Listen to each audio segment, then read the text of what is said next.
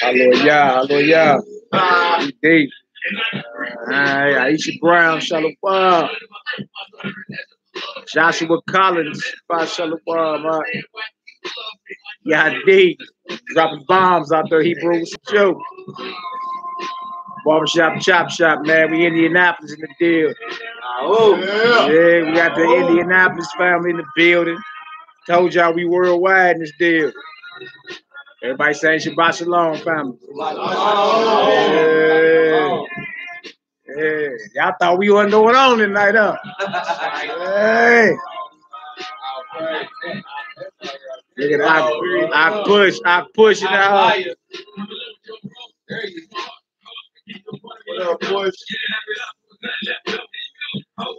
Let's get it done. So all praise. They piling in too, boy. Everybody's still up. Yeah. Shalom, I'll tee out of Memphis, second of Nazarene. What it do? Y'all was waiting? Yeah, no doubt, man. We had a lot to do then. We had to drive. Just getting in nap time. Brothers like Mally, you ain't finna kick back. Let's get it. I was looking for the Wi-Fi code, boy. I'm finna watch me some movies. They like, no, that ain't cracking. Got work to do, baby. I can hear in the building. Y'all see Bulletproof Land? Shalom in the building. Mikael, where you at, man? Come on over here and let the family know what it is, man. Y'all know I got no love for police. Now, not now. Yeah. Hallelujah. On the barbershop up there, man. Yeah. Hallelujah. Look at KJ. About time y'all showed up. Stop joning, man. What's wrong with you, man? What's wrong with you, man? We're gonna get started in a minute, man. New moon tonight, too. All praises. Beginning of the 5th biblical month. It coincides with the Sabbath this month, so hey, all praises, man. Yeah, you know, you educated, brother. Your guess better than mine, brother. I don't want to lie to you, you know what I'm saying? That ain't my lane. I don't know all the name of the months right now, brother. Chilling at work till 2 p.m. tomorrow. Dang, boy, what you pulling? 18 or 16-hour shift or something? He said he had work till 2 tomorrow. KJ. 2 p.m. tomorrow. No. Boy, you must be. No. Yeah, you're not playing no games, huh? Yeah, we're gonna get her done, man. Y'all see the topic.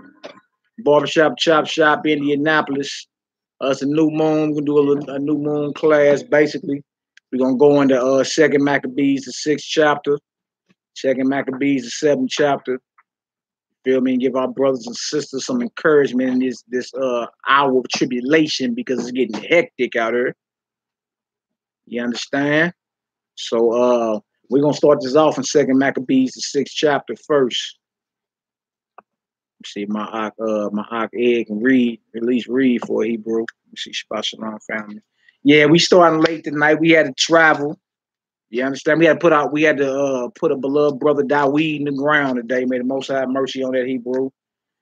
You understand? Then we had to travel. We got done late, then had to travel up to Indianapolis. So we here with the family in Naptown. In a barbershop. How ironic is that? Barbershop, Chop Shop in Indianapolis. Yeah. So we're going to go ahead and get it done.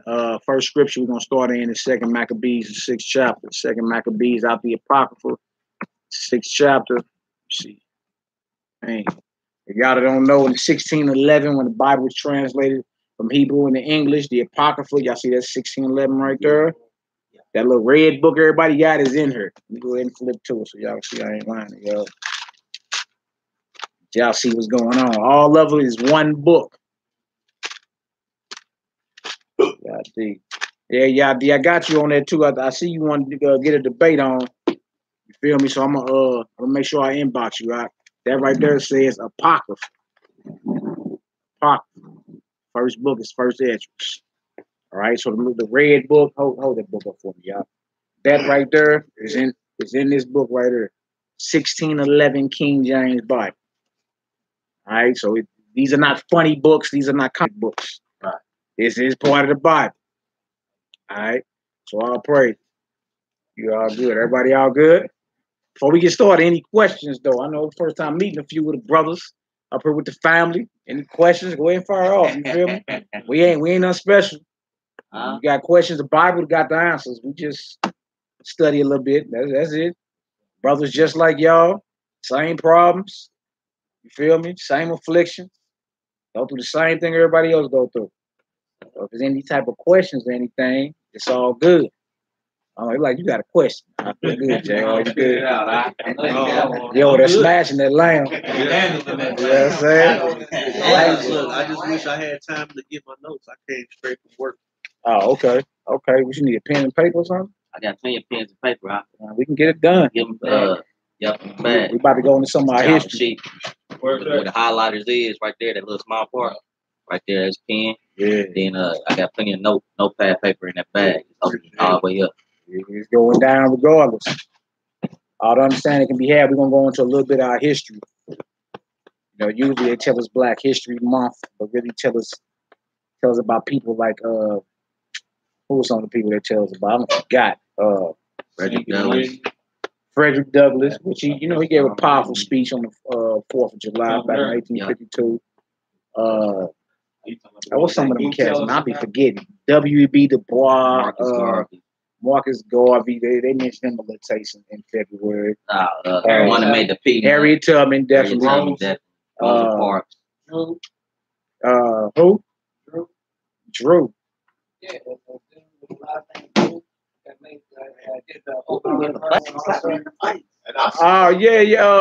What's that brother? I forgot his name. All type of, but the whole point I was saying that is because they give us history after the plantation or during the plantation and slightly after. They don't never let us know biblically, like y'all got history.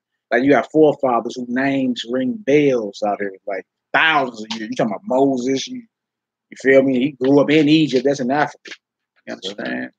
Jesus had to hide out in Africa. You feel me? They were trying to kill him. You think about Jeremiah, Isaiah, Ezekiel, all these men were men of color. In and out of captivity of slavery, they whole life. You understand? So first thing to get rid of is that this is a white man's book. As in when you think white, you think like the Caucasian. Because he's not white like that brother shirt right there. He's more the derivative of red. He more like young redneck, so he more like pink, kind of like his shirt, closer to that. You understand? So this is not a Caucasian book per se. The first country mentioned in the Bible was what country? Who knows? Huh? Yeah, first country mentioned. That's the biblical name, but what they call it today? Ethiopia. Ethiopia is Kush. You get in Genesis the first and the second chapter. The first country ever named in the Bible was in Africa. It was Ethiopia. You understand? That's clue number one. Is a so-called black man's book. Yeah. You understand? They ain't say nothing about Nova Scotia. You know what I'm saying? Switzerland. They ain't say nothing like that. First country mentioned is Ethiopia, which has a rich history, more rich than Egypt actually, but that's a whole nother topic or whatever. So we're gonna get into a time when so-called Greeks were trying to oppress us. You feel me? Today you got a lot of so-called Negroes that get into fraternities, sororities. I got them in my family too. You feel me? But had you really known the history of the Greeks and the hell they poured out on us, you wouldn't be claiming you was Greek, nothing. Right. You understand? They have a conference every 4 years called the Pan-Hellenic. Hellenic conference every 4 years. Greek culture. You feel me? So whether you're talking Q-Dogs or Kappas or Alphas or Deltas or Zetas, whoever you're talking about, if you're talking about Greek culture. So what we're going to get into today is in the Apocrypha. It's in the Maccabees. Now the Maccabees and them, Matthias had a whole bunch of sons, and when they seen the Greeks bringing that hell on us, him and his sons was like, we'll die if we let y'all get that off. Like, we're not about to convert to y'all way of living. What's up? You understand? Now, today, our people is running on automatic. A Negro will fight you. You told him he wasn't no Greek. He wasn't no Roman. Or he wasn't no cute dog. Yeah, he be ready to bang with you. But what we're going to get today, we're going to show where even an old man, he stood up. You understand? We're going to go into a woman too. We got a mama in our Ima in our house. We got a mother in our house, right? We're going to show an ancient mother and how strong she was. She had 7 sons. 7. She was die hard down with the Most High God. She told her sons too, y'all better stand up. Like, we don't hear that today. Like, but come on home, baby. Just sell out. Come on home. Mama love you. Big. You know what I'm saying? We got a God we got to serve. We can't turn our back on him for the sake of eating pork for 3 more seconds, sir. Right. All right. So we about to get into that. It's a little bit of our history, and it's really here to comfort us. These scriptures actually comfort us. Matter of fact, if you can, before you grab what is that? Romans 15:4 for me, real quick. Romans 15:4, and then 2 Peter 3, 1 and 2. That's real quick. Give y'all an example of what I'm talking about. 2 Peter 3. Yeah, 2 Peter. We're going to Romans 15:4 first, and then we're going to do 2 Peter 3, 1 through 2. All praise and glory and honor to the Most High. Honor and humility, STL, Melchizedek Order, STL, Sect of the Nazarene, House of Zion, Homeschool. I'm your brother Malachi Maccabee. To my right, I got my beloved Ak in the building. Shalom, brother. Shalom. Bulletproof lens. Yeah. Y'all seen that brother before. Shout out to our Ak Mikael, Mike, for allowing us to break bread up in his barbershop. So we kept the whole vibration of barbershop, chop shop going. We just in a whole nother city. So may the Most High bless you, brother. Happy new moon, indeed. Happy new moon. All Feast day today is a feast day. That's right. It's the first day of the 5th month. Romans chapter. We're going to Romans 15:4 first. Just some quick precepts on why we go into our history. You understand? It's important for our youngsters to know this too. Romans 15:4.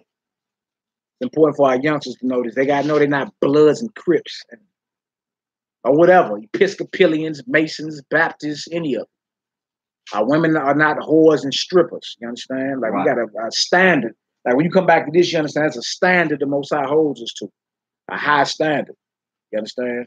And the men just got to man up and just take everything back and put everything back in its proper place. And we do that by standing on the word. Everybody be like, man, something different about you. Like, I don't know. He changed for the better, but he don't take no mess. You got a code. Yeah. You got a code he lived by. Yeah. A code that he lived by. That's right. That's right. Don't miss. That's right. All right, so let's get this real quick. Show you why we go into the history. And then we're going to get into the story. Romans 15:4. Let's get her done, Hebrew. Romans chapter 15, verse 4. Yeah. For whatsoever things were written aforetime. Whatsoever things were written aforetime. That's in the past. All right, come on, Hebrew. Were written for our learning. Were written for our learning. We should not be afraid of the Old Testament or what's called the Old Testament. Whatever was written aforetime, before you, was written for our learning. All right, come on, Hebrew. That we, through patience and comfort of the scriptures, might have hope. Patience and comfort of the what? The scriptures, that we might have hope. That's our whole point in going into this lesson tonight. Comfort, that we might have hope. Not to scare anybody, just to prepare us. All right? All right, second witness, 2 Peter 3, 2 Peter 3, 1 and 2. All praise and glory and honor to the Most High, the God of Abraham, Isaac, and Jacob. Yeah. Honor and glory of his only begotten beloved Son, our holy Messiah, not the picture you've been seeing your whole life. Right. All right. 2 Peter 3, 1 through 2. 2 Peter chapter 3, verse 1. Yeah. This second epistle, beloved, I now write unto you, in both which I stir up your pure minds by way of remembrance. Stir up your pure minds by way of remembrance. Bring this back to memory. All right, come on. All right. That ye may be mindful. That you may be who? Mindful. Mindful of who? Of the words which were spoken before by the holy prophets. Where are the holy prophets found it? Old Testament. Isaiah, Ezekiel. Now, this is the New Testament telling you, read the Old Testament. Be mindful of the words of the holy prophets. That's a good one. For all the people that don't believe in the Old Testament. Yeah. Right? Yeah. That Romans 15:4 and that 2 Peter 3. You got 2 scriptures in the New Testament, and there's many more vouching for the Old Testament. All right, come on out. And of the commandment of us, the apostles of the Lord and Savior. Right? So be mindful of the words of the holy prophets and of us, the apostles, who he's talking about, because the apostles was pushing what the prophets were pushing. You understand? That the Messiah is coming. And they were like, look, he here. We know who he is. Everything the prophet spoke, it's him. All right? So we're going to get into some of this history real quick. In 2 Maccabees, the 6th chapter. 2 Maccabees, that's in the Apocrypha. I pray brothers and sisters have, and you're going to see that all hell was poured out on us because the Greeks were trying to impose their way of life on us. Now, when something like that happened, you got people that either sell out, and you got people that say, "Oh no, we're not gonna sell out." So you'll never have 1,000% of your people saying, "You feel me? No, we gonna stand." You feel me? It's always gonna be a few that's gonna say, "Let's just do what Master say." Right. You know, even though what Master is saying is a clear violation of what God is saying. Right. Yeah, you feel me? Like if they passing laws and legislation, they're going against your God. When it comes to you, you got every right to stand against that. You feel me? Like they passing certain rights for sodomites or whatever. You feel me? I don't gotta respect that. I don't gotta respect that. I don't gotta. You understand? Like you can't force me to marry a man. It's not gonna happen. Right. You understand? Like we got every right to stand against anything that's wicked. Anything else, just certain things in place, like stop signs, speed limits. You know, let's just keep order or whatever. But when they get to passing stuff like mark of the beast, like take all the cash out of society and take a microchip or something, we got to stand against that. You can't take nothing like that. According to Revelations, because if you do, you're finished. You're done. Feel me? So the time is coming where we got to burn. Yeah. The time is coming. We're going to have to totally depend on the Most High God. Period. Right, that time's coming fast. All the fake ones get separated out. Yeah. Get rid of the real from the frauds. See you stations, McDonald's now, you just go in and order. The kiosk. You know what I'm saying? But the grocery stores, you don't even get that shit no more. So you know that's their way of setting it up and getting it ready, conditioning your mind. They number you to it. Don't swipe your card. This station only takes debit or credit. You know what I'm saying? This don't take cash at this station. You got to wait over there. They already got a job where you got a chip to get in the building in your wrist. Serious. They slowly implement it. They ain't doing it that slow. No, they're not. Put your hand up to the machine. Yeah. Some of us remember when ATMs first came on the scene. I remember you used to have to go inside the bank to get money. I remember that. Yeah, I remember that. I was a little boy. I remember that. And ATMs pop up. Right? They gradually just been doing it to where you just accept everything now. They sneaky, boy. The credit or debit. We gonna get the cash. Not. I ain't never seen no barbershop that took credit. Get right over there. All right, so let's get to 2 Maccabees, the 6th chapter. We're gonna read 1 through 9 first, and then we're gonna jump down. We're gonna jump down to verse 18. Yeah, verse what? 1 through 9. 2 Maccabees, 6th chapter, 1 through 9. 2 Maccabees, chapter 6, verse 1. Yeah, 1 through 9, and we're gonna jump down to 12. We'll read them down. Let's get her done. Not long after this, the king sent an old man of Athens to compel the Jews to depart from the laws of their fathers and not to live after the laws of Elohim. You see that? So they send in somebody from Athens, which is Greece, and say, you Hebrews, later for living after the laws of God. We about to change everything up you talking about, right?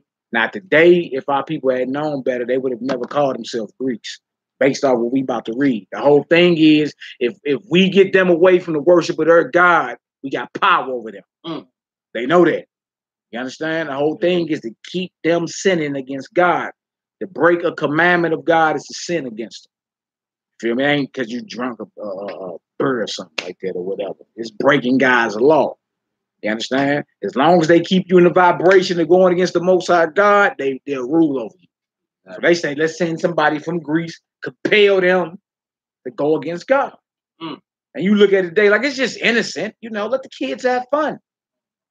But it's against the Most High God. It's the very reason why we get thrown in and out of captivity year in and year out. And this military tactic right here is not new. They do this today with different countries when they want to sow discord against rebels in the going powers. They send in a delegate in there and whatnot to do a little research on everybody's mindset, what everybody likes, and if they like this side or that side, and then they'll destroy it from the inside. Just like they do here. Ain't nothing new under the sun. That no military tactics, huh? Military tactics. Could send your diplomats in. They're smiling, waving. Diddly do, neighbors. Right. He don't even know the soldiers right behind him. You don't even know it. I know what Hezekiah did. Yeah. All right, come on, now let's get it. Verse 2. Uh-huh. And to pollute also the temple in Jerusalem. Wow. And to call it the temple of Jupiter, Olympus. See what they did? So they took the temple of God, the Most High God, God of Israel, and they said, this is not a temple of our God. This was a straight spiritual war that turned physical. You see what I'm saying? They're straight attack from Satan, saying, look, we about to get at the Most High God's temple, and we going to put me up as God up in there. Wow. What else to say? In Garizim of Jupiter, the defender of strangers. Gentiles, heathens, come on. As they did desire that dwelt in the place. Come on. The coming in of this mischief was sore and grievous to the people. Y'all see that? When the Greeks took over, this was not no happy day for us. It was sore and grievous because it was an all-out attack on the worship of the God of heaven and earth. You understand? So that's grievous to us because we the ones he made a covenant with. Right. That's a problem. Like that should offend anybody. Like, what you mean we gotta become Greeks? What? And see, this is where you get your Olympics from. You see Jupiter Olympics in there. You ever trip off how they compete in the Olympics? Yeah. When they run their 100-yard, whatever it is, they got on panties, leotards. Yeah. They're naked, in other words. Like back then, they was butt naked. Today they put on these little tights, these little leotards or whatever, and you still can see everybody's shape. They still butt naked. This is Greek culture. This is Greek culture. Wow. All right. Track and wrestling. Yeah. Y'all know it breed almost. They just slap somebody on their rear end after they touchdown. Good play, dog. Slapping ass. Yeah. Fist pump. Yeah. He's under center. Huh? He's a tight end. That's what they call it. You know they don't sound right. That sound right. That sound gay. He's a wide receiver. Oh man, I ain't never even seen that. Yeah. Got his hands on another man's ball. Under center, tight end. Y'all know, man. If you just slow down, look at the coach. It's pure wickedness. Go wide at tight end. All right, come on. Verse 4. Yeah. For the temple was filled with riot and reveling by the Gentiles, who dallied with harlots. Dang, they had they little whores up in the temple of God, man. Come on. And had to do with women within the circuit of the holy place. They in the sanctuary. They in the place where God used to meet with the priest at. The Gentiles and took it all over. The Greeks like, look, this is the temple of Satan. And we bring the whores in here. Right. We about to get drunk. We about to kick it. Wow. Come on now. And besides that, brought in things that were not lawful. The altar also was filled with profane things, which the law forbiddeth. Yeah, such as swine. You feel me? Like the Most High never accepted the so-called pig as a offering. Like that's not even food in the Bible. Somebody can talk about swine or pig or whatever. The pig is nowhere in the Bible mentioned as food. You understand? An apple is more meat than a ham sandwich. Right. When you're dealing with the Bible. Right. Wow. Come on, Hebrew. Verse 6. Yeah. Neither was it lawful for a man to keep. Let me read that again. Neither was it lawful for a man to keep Sabbath days or ancient feast, or to profess himself at all to be a Jew. So our way of life was outlawed. What we doing now, getting understanding? Can't fast. Yeah, they'd have pulled up and locked all us up for doing this. Right? Now this time is coming back around. It's called what you call the New World Order. Y'all done heard that before, the New World Order? Oh, yeah. And the Bible is called Jacob's trouble. That time's coming. What we reading about is coming back full-fledged, full throttle. Real soon. Shouldn't be that hard. You know who you got in your White House right now. Yeah. You see what's going on? You see his face on the temple coins over in Jerusalem. This thing about to blow. You understand? He about to make his move shortly. All right, so this time's coming back around. You profess yourself at all to be any of us, you're going to be declared the enemy of the state. And this ain't to scare anybody, just encourage us. Because as we keep reading, we going to see. All right, go ahead, Hebrew. Verse 7. Yeah. And in the day of the king's birth, every month. Every who? Every month. Hold on, I thought your birthday was once a year. Every month. This heathen having a birthday every month. Yeah, come on. They were brought by bitter constraint to eat of the sacrifices. Yeah. And when the feast of Bacchus was kept. The feast of who? Bacchus. Now that's a Greek god, Bacchus, right? Now that's the yeah.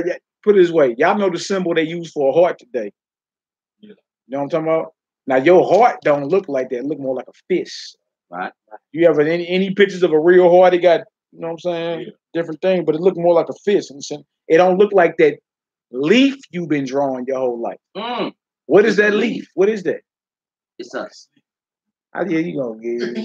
Yeah. You gonna smile. But that actual leaf that you get, they got you thinking is a heart, is actually a leaf of Bacchus. You know that the women got Bacchus leaf. My husband, my hubby. It's supposed to mean I love my husband. But most people don't know that's not even a heart. And most of you have seen pictures of a real heart. But you just never made the distinction. Hold on, that ain't even no heart. You feel me? Why do I think that's a heart when my heart don't look like that? Right. You feel me? That's how easy it is to infiltrate your mind. Somebody could just show you something and tell you that's what it is, and you believe it. That's called brainwashing. Right? If that's all you knew when you grew up. Yeah. That's what it is. Yeah. Like, for example, bunnies and eggs. Right? Easter and all that, right? Yeah. But do bunnies lay eggs? Hell no. They don't. You ain't never had no scrambled bunny egg for breakfast. Bunnies don't lay eggs. Snakes, lizards, chickens lay eggs, right? Yeah. But that quick, your mind can be infiltrated. You feel me? If you're not on guard. All right. So when they say the Feast of Bacchus, think about that leaf that everybody think is a heart. It's actually a Bacchus leaf. It's a symbol of a Greek god. Wow. They get deep. They get deep, don't it, JR? Yeah, no game. Come on, Hebrew. And when the Feast of Bacchus was kept, the Jews were compelled to go in possession to Bacchus carrying idols. Yeah, so they made them worship this god. Made them. All right, come on now. Moreover, there went out a decree to the neighbor cities of the heathen. Of the who? Of the heathen. You know, your grandmama used to call us heathens back in the day. Yeah. We not the heathens. The heathens actually are who you call the other nations, mainly the so-called Greek, the Romans, the so-called white folks today. Those are actual heathens when you're dealing with the Bible. It's not us. We not heathens. If we act like heathens, yeah, that means we got the spirit of a heathen. But by bloodline, you're not a heathen. You're the chosen of God. You dig? When you read heathen in the Bible or Gentile, it ain't talking about you. You feel me? All right, come on now. By the suggestion of Ptolemy against the Jews, that they should observe the same fashion and be partakers of their sacrifice. Made them be in their religion. Go ahead. And whoso would not conform themselves to the manners of the Gentiles should be put to death. Should be what? Put to death. Yeah, that's that New World Order. If you don't want to worship Satan, you're going down. Feel me? This historically happened 2,600 years ago, before Christ was even born. You understand? Right back full circle. Yeah, full circle. The Most High requires what's past. Can you read that for me? Ecclesiastes chapter 1. Hold your spot right there. All right. Grab Ecclesiastes chapter 1 for me. Right after Proverbs. Ecclesiastes chapter 1, verse 9. And Duell, give me Ecclesiastes 3:14 through 16, I believe it is. The Most High requires what's past. Y'all heard the phrase before, history repeats itself. You heard that, Mama? Yes, history repeats itself? Yes. Same thing. We are the children of the prophets. They are the children of those that were getting at the prophets. Right. Ain't nothing changed except the date. Right. You understand? We the same exact people. Yeah, right after, if you got it first, go ahead and grab your Ecclesiastes 3:14 through, I think it's 14 through 16, if I'm mistaken out. Ecclesiastes chapter 3. The one not in the Apocrypha, but the one right after Proverbs. Ecclesiastes 3. Yeah, give me chapter 3. Give me chapter 3, Ecclesiastes chapter 3, and then give me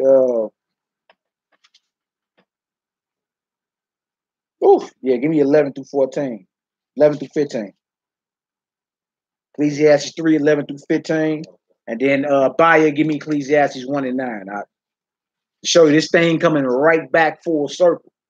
You understand? Ecclesiastes 3, yeah. verse 11. He had made everything beautiful in his time. Also, he had set the world in his heart, so that no man can find out the work that God made, make it from the beginning to the end. So he's just saying the Most High put the world in everybody's mind or their heart. You heard people say before, I want to give my children the world. But that's not realistic. The world ain't even yours to get them. You understand? You may want to give them a better upbringing or whatever, but what you mean you're going to get them the world? How when it's not yours to give? You understand? All right, come on, Hebrew. What else you say? Verse 12. Yeah. I know that there is no good in them, but for a man to rejoice and to do good in his life. That's right. Come on. And also that every man should eat and drink and enjoy the good of his labor, and it is the gift of God. Yeah, so enjoy yourself. You understand? Enjoy the fruits of your labor. You work hard enough, bro. Get yourself together. You feel me? Like we in captivity, but it's we obedient to the Most High. He put a hedge around us. Enjoy yourself. You understand? In measure. That don't mean violate the law of God, but there's plenty of stuff we can do to where you still can enjoy yourself. You know what I'm saying? You work hard enough, put your money up. You understand? Slaves have babies. Yeah, man, might have to go on a cruise or something, Say slaves had babies, so plenty of loin and warfare. Going on. All right, come on, Hebrew. Let's get it. Ecclesiastes 1 and 9. Now let him finish that. He going down to 15. Go ahead, Hebrew. Yeah. I know that whatsoever God doeth, it shall be forever. Whatever the Most High doeth is forever. Come on, now. Nothing can be put to it, nor anything taken from it. Oof. And the Most High doeth it, that men should fear before him. That's right. Come on. That which hath been and is now. That which have been is now. Yes, you feel me? The past is now. History repeats itself. Right, Mama? Yes. Okay, come on. And that which is to be had already been. That which is to be and already happened. This ain't the first time the New World Order about to crack off. We reading about some of it in the Apocrypha. Right? It's right now. You understand? Go ahead, Hebrew. And the Most High required that which is past. He requires or he demands what didn't happen in the past. When so we can learn from it. That's right. Right? If you see the very same things that your forefathers saw, there's no reason for you to make the same mistakes that they made. Yeah, basically, if you're reading about it. Go ahead, Mom. What do you mean by he demands? He demands it. Like, again, history repeats itself. So when I was talking about the New World Order, one world government, one world religion, that's what we was reading about in here in this Apocrypha. He was making everybody know you got to worship how I say worship.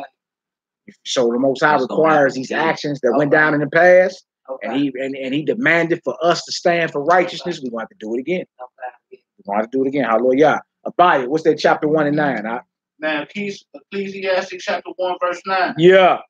The things that had been, it is, that which shall be, and that which is done, it is that which shall be done. Hallelujah. And there is no new thing under the sun. We done heard that before. No new thing under the sun. But we never tripped off the whole verse. Read that to 11. Yeah. Go ahead, keep reading on down to 11. Is there anything wherefore it may be said see, this is new. He had been already of old time, which was before us. For us. There is no remembrance of former things, neither shall there be any remembrance of things that are to come with those that shall come after. Yeah, the point being is that verse 9, the thing that have been, it is that which shall be. And that which is done is that which shall be done. Nothing new under the sun. All right, so when we start reading about this, let's get back into it. The second Maccabees, the 6th chapter, and we'll read that verse 9 again so we can see nothing new under the sun. Verse 9. Ecclesiastes chapter 6, second Maccabees chapter 6, verse 9. And whosoever would not conform themselves to the manners of the Gentiles to be put to death. Y'all see that? So we don't convert or get down with the New World Order or worship Satan. It's going to be a death hit that come down on all those that stand up. All right, go ahead, Hebrew. Then might a man have seen the present misery. Jump down to verse 12. Jump down to verse 12. Let's read on now. Verse 12. Now I beseech those that read this book that they be not discouraged for these calamities, but that they judge those punishments not to be for destruction, but for chastising of our nation. He says, so don't read this and get discouraged when you read about everything that went down. Just know the Most High chastening us at times to make sure, like, you really gonna worship me. You understand? He allowed these heathens to rise up because we've been rebellious to him. Like, you don't want to worship me? You don't want to follow my commands? Well, you got to follow this heathen command. Right. You understand? So certain things are for chastisement. That's like you correct your children. You know what I'm saying? Like, you can't let them get away with everything. You're going to have to correct them. Same with the Almighty. Come on, Hebrew. For it is a token of his great goodness when wicked doers are not suffered of any long time, but forthwith punished. Come on. But not as with other nations, whom the Lord patiently forbeareth to punish, till they be come to the fullness of their sins. So dealeth he with us, lest that, being come to the height of sin, afterwards he should take vengeance of us. Meaning the Most High get on us quicker than he'll get on the Gentiles, because we know better. It's like you leaving the house, you got your children there, and then the cousins are over, right? You come back, mama, your house is a wreck. Who getting punished first? That's it. He getting punished first. Fearing why? Because he know better. You feel me? You have, little cousins may get hit too. But he getting hit first. Because he know better. And harder and longer. And you gotta live with me. It's over. All right, come on, Hebrew. Verse 16. And therefore he never withdraweth his mercy from us. Yeah. And though he punish with adversity, yet doeth he never forsake his people. That's right. So even though we getting punished, don't think he forsook us. Never. All right, come on. Right? But let this that we have spoken be for a warning unto us. Yeah. And now will we come to the declaring of the matter in few words. All right, here comes the story. All right, come on.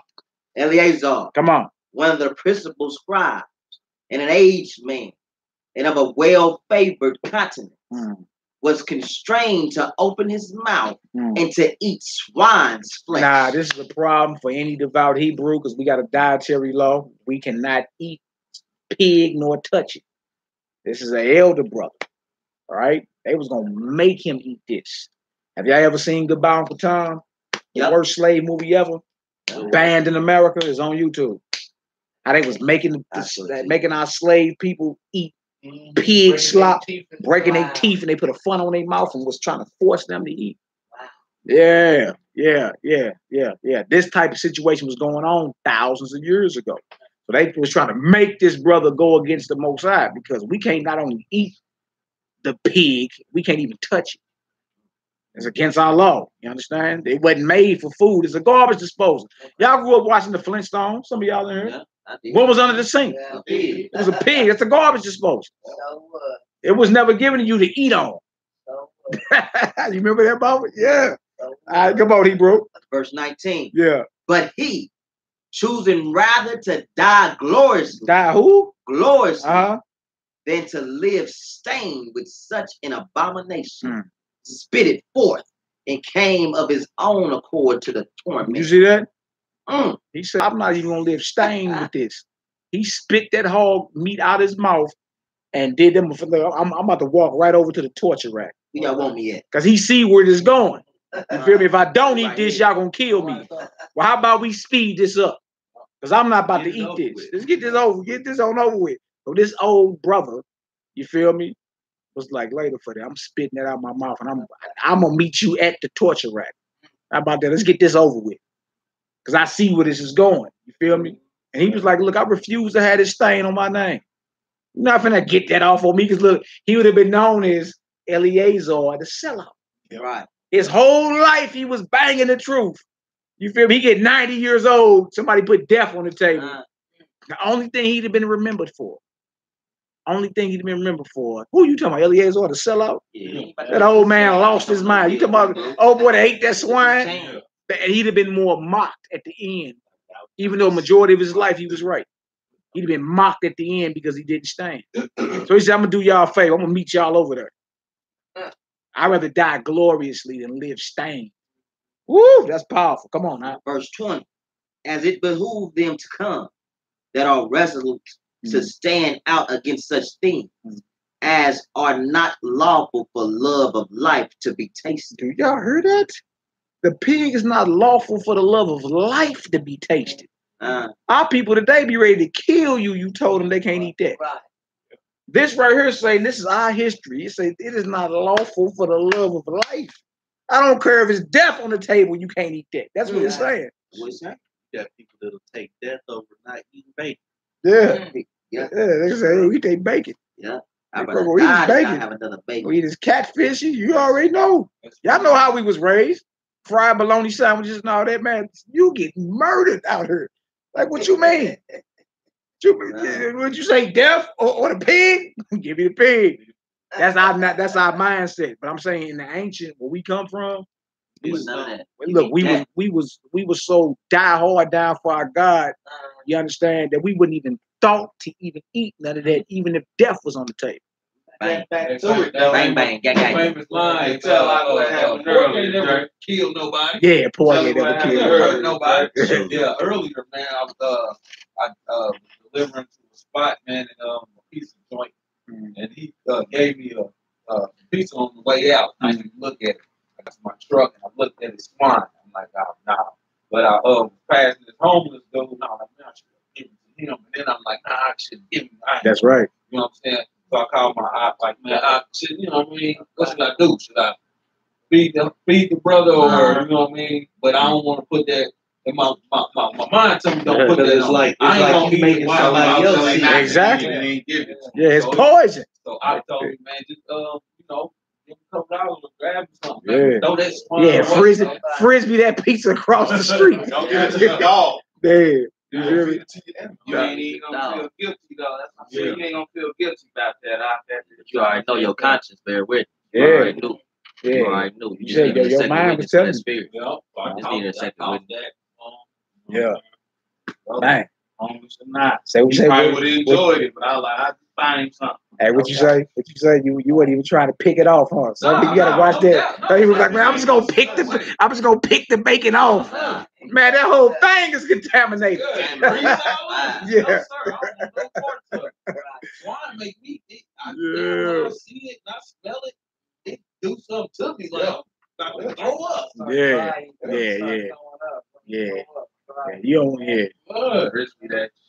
Yeah, get her gone. But notice to say it's not lawful for the love of life to be even tasted. You understand? So even if death was on the table, where we come from, where the vibration the Most High made us in, we'll die before we ate that. Period. All right, come on, Hebrew, let's get it. 21. But they that had the charge of the wicked feast, for the old acquaintance they had with the man, taking him aside, besought him to bring flesh of his own provision. Let's say, okay, this man's serious. Now, this is what we're going to do, right? I bet. Well, go get you some flesh that you can eat. Go get that.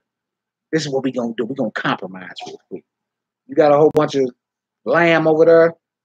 You know, a bunch of beef and, you know what I'm saying, bullocks and all that, but go grab that instead. We see you don't want to eat the swine, but go grab what you can eat. All right, go ahead. Such as was lawful for him to use. And make as if he did eat of the flesh taken from the sacrifice commanded by the king. So he just told him, act like you ate the swine, but it really would be the food that you got. But act like it. Right. Go ahead and tap dance, you feel me? Act like you eating swine, but you know and I know that it ain't no swine, but the crowd will believe it is. What do? Death is on the table. Mislead the people. That is. Because remember, everybody's watching. Right? You elder too? Yeah. You elder? None of us live and die unto ourselves. Somebody taught you how to tie your shoes, wipe your rear end, you understand? Everybody's looking at you, engaging what you're doing. Right? So even though the tormentors may have known it wasn't swine, the Eleazar may have known, what about everybody in the crowd he raised? Right. What about his grandbabies and his children? And all them young men he raised up to be grown men in the truth. They watching. Like, what he finna do? So the Greeks say, well, look, we ain't gonna kill you. How about we just make a deal? Go grab what you can eat. Everybody gonna think that you ate the swine. Act like you ate the swine, but you ain't do it. How about that?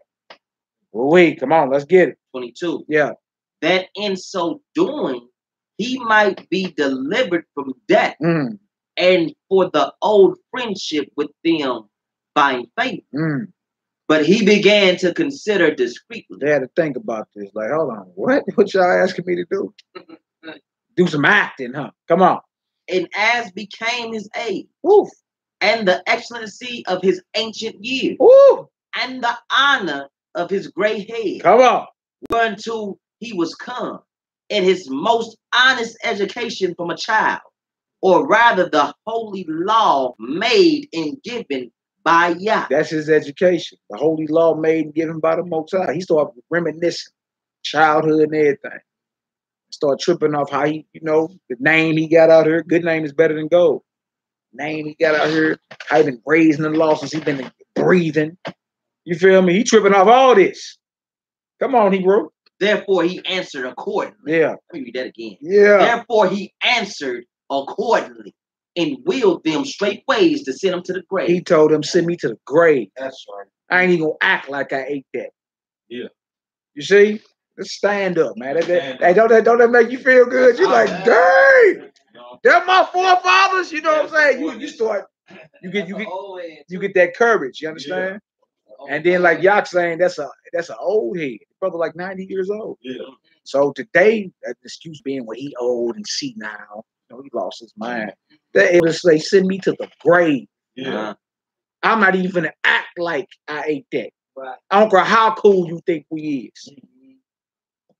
We need that background, that vibration, that spirit for my men and our women. You feel me? Like, that's honorable. That's who the Most High looking for. And this man got his ink. We still talking about him 2,600 years later. Eleazar the elder, man. Yeah. You understand? Send me to the grave. See, now how many today for a proper check, an act, put on a dress? How many men put a dress on? How many men will do something homosexual to get a certain role in a movie? What? You understand? So they ain't got to be back on the bus no more. Now they just acting. Now it's just acting. It's just acting, right? Everybody try to throw it out really gay. It's just acting. Well, we see really gay. Yeah. I was about to say that ain't acting. Yeah. I was hot when I seen everybody had this white boy. Yeah, I seen that. I said, not gay. Everybody Yeah. So we see our people that were never about to act. Yeah, that's off. Like, you just laid your manhood down. You understand? Now, a lot of them famous entertainers, man, they miserable. They suicidal. You understand? Right. Yeah, you done sold your soul to the devil, man. Did all type of evil stuff. For what? A check? Then you realize the money ain't even worth it. Yeah. Feel me? The more, that's what I'm saying. When we gonna get back to where our morality is higher than any type of monetary value they can give you? Right. Like, you shouldn't be able to be bought. Should nobody be able to tell you, like somebody asked you, well, how much money would you take to, get your Tyler Perry on, put a dress on? You got the faking and shit. You understand? You like, dang, I am behind on my bills. Just like My wife running her mouth and I'm kind of jammed up right now. Nah, you supposed to be solid across the board.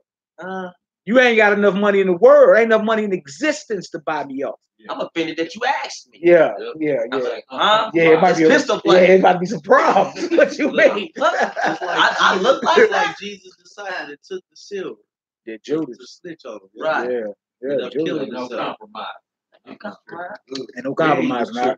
Ain't enough money in the world. Ain't enough money in existence to get you to go against your God, man. Yes, sir. Period. Send me to the grave. Kill me. That's the mindset we gotta have, man. Men and women. It's crazy because other nations won't go against their gods. Nah. That's what the we scripture will. say too. Yeah. That's a perfect example. Yeah. Right there. That's what the scripture say too. Eleazar. Yeah. Israel does That's not a perfect consider. example. They don't consider. That I I have have not no known. head. If they put that on the table today, I'm gonna think Eleazar. Eleazar. Standing up. Yeah. Come on, let's go. Let's go. Get it. I mean, it's only temporary. Look, I'm I'm gonna gonna hand short him pain. the strap. Here you go. Yeah. You say we go ahead and get it on over. Handle your business. But that knows what the Bible said. The Bible's like, look, them other nations are very on time when it comes to their God and their customs. You feel me? St. Patrick's Day. Yeah. They gonna do that every year. Christmas, they gonna do that. Thanksgiving, they gonna do that. Halloween, they gonna do that. The date was Cinco de Mayo. Yeah. They gonna do. Look, these other nations are on time for their gods and everything, man. We the only ones that's just off.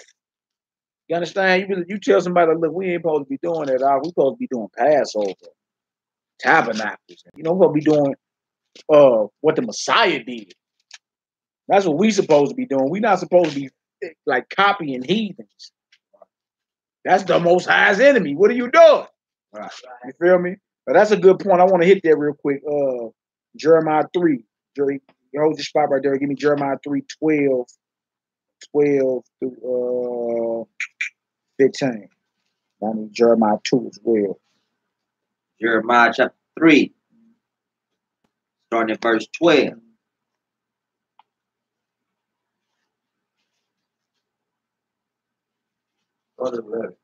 Starting at verse 11. Jeremiah chapter 3, verse 11. And the Most High said unto me, the backsliding Israel hath justified herself more than treacherous Judah. So the nation was split at this time. You had the northern kingdom, Israel, and the southern kingdom, Judah. Kingdom that Christ came out of, Judah. Right? But we all 12 tribes combined. This nation been split since Solomon became wicked. The nation split after that, right? So we're saying, Israel is worse than Judah. Judah is doing the same thing Israel is doing. All right, go ahead. Go and proclaim these words toward the north and say, return, thou backsliding Israel, saith the Most High, and I will not cause my anger to fall upon you. Ooh. For I am merciful, saith Yahweh, and I will not keep anger forever. He said this return. When you see turn, the Hebrew word is tashuvah, I mean repent. And when he telling you to turn, he telling you, look, return back to me. You feel me? Return back to the righteous path, which is the law, statutes, and commandments. Right? Follow the Messiah, because that's what he followed. He's the blueprint. See what I'm saying? So when you see turn or return, that's the word for repent. Tashuvah in Hebrew, turn back. Get off that wickedness and start being righteous. And look, it's crazy because when you tell our people, man, repent, they got like you telling them to commit sin. So. Yeah. For real, man. Yeah. Or they act like they did that 50 years ago. Right. Still doing all type of evil. You understand? Go ahead, Hebrew. Yeah. Right. Verse 13. Verse 13. Only acknowledge thy iniquity. Do what? Only acknowledge thy iniquity. So off the first step to our repentance to God is to acknowledge we've been evil. I have not been faithful in what you commanded us. Acknowledge your iniquity. It's like it's just like with people. You may have wronged somebody. Do you just assume they forgive you? Or do you say, hey, let me rap, let me holler at you? Dude, look, I was off for that. Like, you got to acknowledge where you was wrong yet before you and him can even be cool again. Right. Right? You can't just assume God forgive you. You got to, how many times you going to feel comfortable going before the Most High God and say, well, I was evil last night. You feel me? Eventually you're going to be like, let me check myself. Let me get myself together. Because I don't even like admitting I was evil. Right. I was wicked. Acknowledge your iniquity.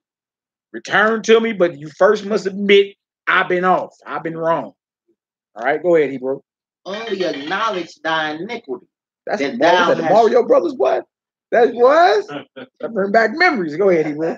Only acknowledge thy iniquity, that thou hast transgressed against Yahweh thy Elohim. Yeah.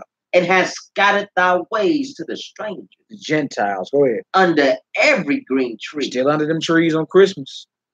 Still under there, grabbing your gifts. That's an altar to another God. Got nothing to do with the Bible. Under every green tree. Go ahead. And ye have not obeyed my voice, saith Yahweh. 14. What does it say? Turn, O backsliding children, saith the Most High. For I am married unto you. He said we married. You know what it means to be married? Like, you know, you a man, you got your woman. The Most High saying, I'm the man, you my woman, as a nation. Right? We married. This is a blood covenant we talking about here. Right? So I am married unto you. Come on. And I will take you one of a city. Yeah. And two of a family. Come on. And I will bring you to Zion. 15. What does it say? And I will give you pastors or shepherds. Come on. According to mine heart. According to the mind of God. Feel me? Not like these Creflo Dollars and TD Jakes and all that. Real men is going to teach the word of God. You know what I'm saying? Go ahead. Which shall feed you with knowledge and understanding. Knowledge and understanding. Go back one chapter, chapter 2. I need verses 10 through 13.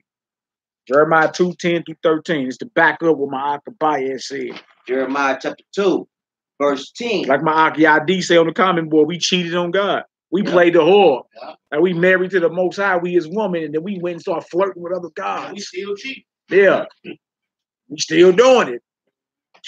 Most High say, get it together before I go into judgment. See, that's what a lot of people don't want to talk about. They don't want to talk about, look, if I keep tripping, eventually, Big Mama gonna get on me, right? She may say, hey, stop that. Stop that.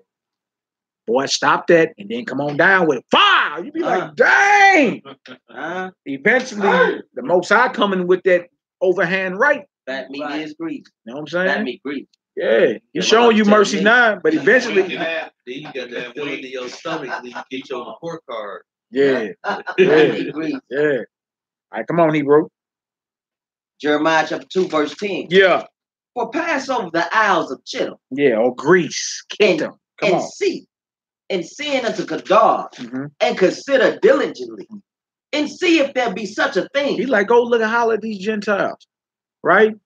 See if there be any such a thing. What kind of thing? What does it say? Have the nation changed their gods, which are yet no God? The nations don't change their gods. Right. They still worship who they worship. Hail Mary. Huh?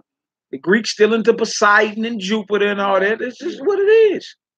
You feel me? The Romans still into who they into. The Africans still into it. Arabs worship who they worship. Right. The Asians worship who they worship. But you change your gods. Man, look, it's a Negro in every religion on planet Earth, including Mormonism. They racist. And look, and they used to teach we was what? Cursed. Yeah, cursed black. Cursed with dark skin. It's Negro Mormons now. But then buying milk. Is that what a Moor $100. Nah, that ain't where that come from. That come out of Islam.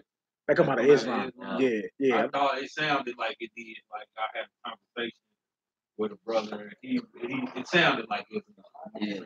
But he kept saying, we was here before. We already been in America. You know what I mean? Oh yeah. I ain't trying to hear that. Yeah, I hear you. But look, the same one to tell you, it's so many square miles on the earth. You be like, all right, now you know that. What you gonna do with it? Right. You feel me? Because in the end, he ain't went and measured the whole earth. Length times width to get the square miles on nothing. So you trusting somebody else's research to tell you how many square miles on the earth.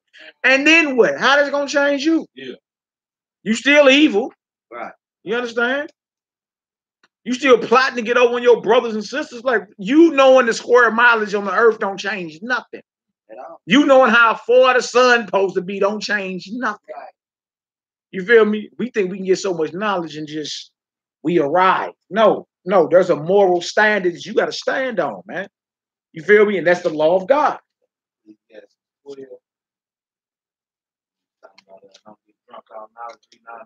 Yeah. Making many books, there is no end. Yeah. Come on, Hebrew. Verse 11. Yeah. Have a nation changed their gods, which are yet no gods? Come on. But my people have changed their glory for that which doeth not profit. See, heathens don't change their gods, but we do. And none of their gods or philosophies or ideology ever profited us. Feel me? What good is it for you to claim you a Greek? Right. What that done did for us? Destroyed us even more. Yeah. All right, go ahead. Be astonished at, O ye heavens, at this, and be horribly afraid. He told the heavens, be afraid at this, man. Be astonished. Come on. Be ye very desolate, saith Yod Hey Wat Hey. Come on. For my people have committed two evils. They have forsaken me, the fountain of living waters, and hewn them out Christians. Broken Christians. Cisterns. Cisterns. You all good, huh? Cisterns. Broken cisterns that can hold no water. If this had holes in it, it'd be no good to me. Right. It couldn't hold water. The Most High, like, you done forsook me, the fountain of living waters, for something that can't even hold water. Yeah. That's what he compared her gods to. Like, if I took a knife right now and poked the side of this could profit me nothing. Nothing. All right? Come on, Hebrew. Was that it for that? Verse 14. That was it for that. That was it. Oh, no, read 14. 14, good. Is Israel a servant? Is he a homeborn slave? Right. Why is he spoiled? Is he a homeborn slave? Israel is a slave. He is a servant. Why is he robbed? Robbed of everything. You feel me? Spiritual understanding, physical riches, and everything. How are you a slave in your name Israel, which means a prince of God? You were made to rule the earth. But you a homeborn slave? You comfortable? Pop fireworks on July 4th, flying the American flag. You feel me? You comfortable. You ain't considered like, hold on, I'm supposed to be running the entire earth, man. Right. You feel me? Not even a block. You know, you talking about blocks growing up. We talking about we're supposed to be running the earth, cities. Yeah. Wow. So let's get back to this. I want to do that because I brought that out. Like, the other nations don't change their gods. We do. Right? Every few years. Yeah, you just said. Yeah. You see the Negro tomorrow, he'll be a Scientologist. Right. Founded by LaRon Hubbard. Farrakhan into that now. Yep. Farrakhan emerged the Nation of Islam with Scientology. Wow. Really? Wow. Yeah, look up Farrakhan and Scientology. Yeah, he's preaching. What he say? He's a known Satanist follower, teaches about the cross. Yeah. Him and Jack Parsons. The name Yeah, ain't that crazy? That's crazy. All them cats was evil was all here. They were students of your boy Alistair Crowley. Evil.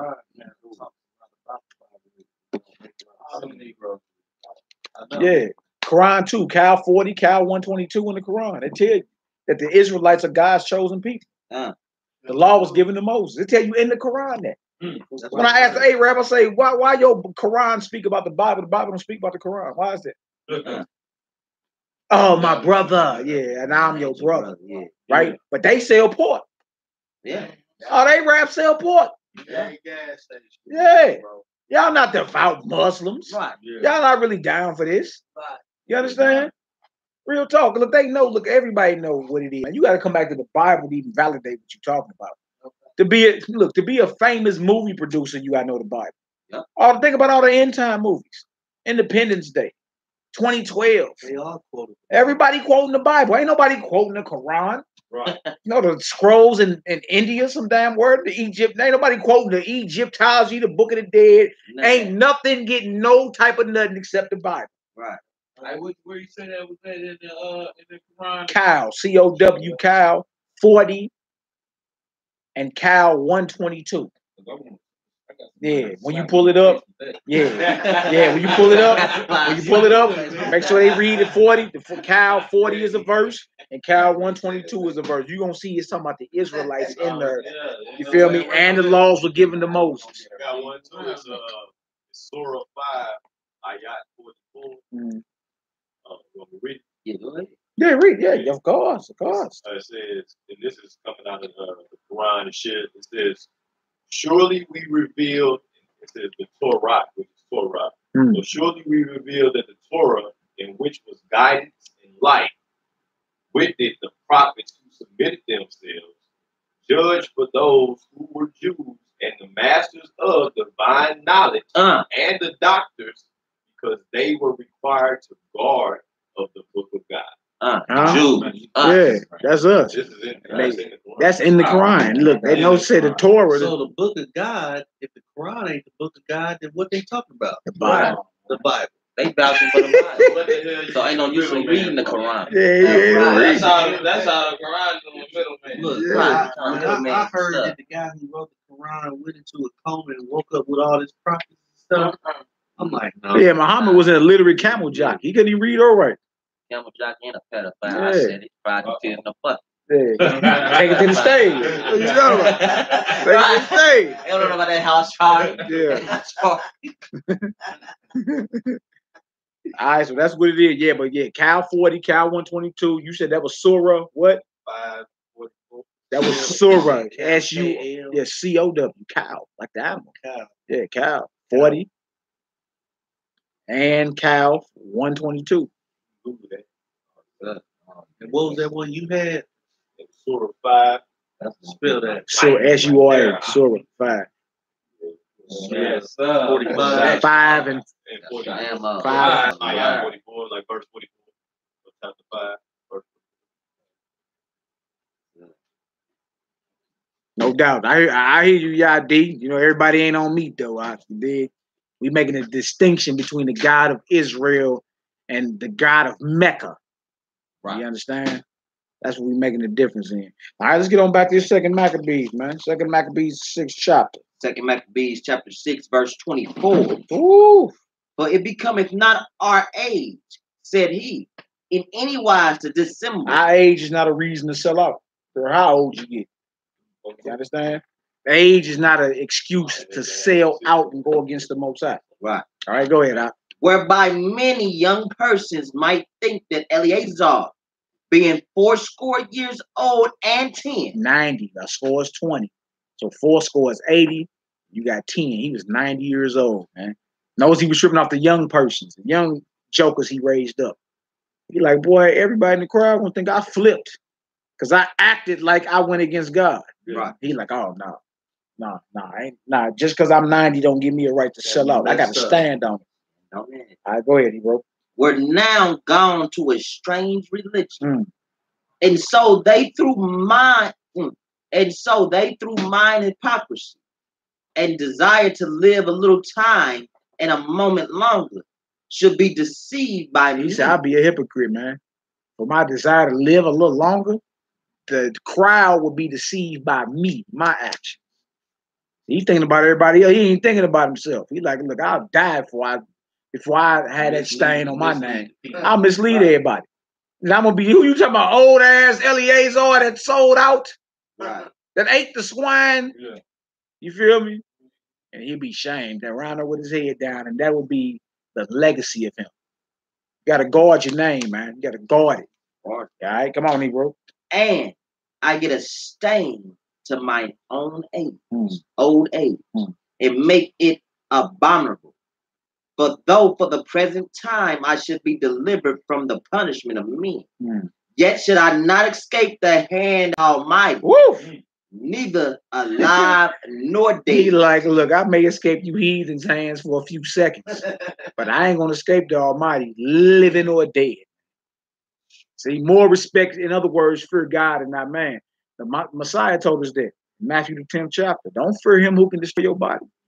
Fear him who can destroy your soul and your body in hell. That's who you fear. Fear God. You feel me? That's the vibration we need around, man. You feel me? Other than that, we be defeated spiritually and all. You got to be more afraid of your God than the police. Yeah. Right. You understand? Like that look, that frightens the powers that be. Y'all know that, right? That scare them. They be like, boy, what kind of man is this? And then once all the men start linking up and got that same type of vibration, you can call it quits. Because you can't control. Once you can't control a man with death, he's a threat.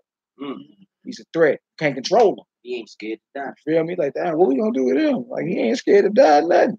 He's standing boldly on this God. Boldly. Like, we don't know what to do. Get him out. Yeah.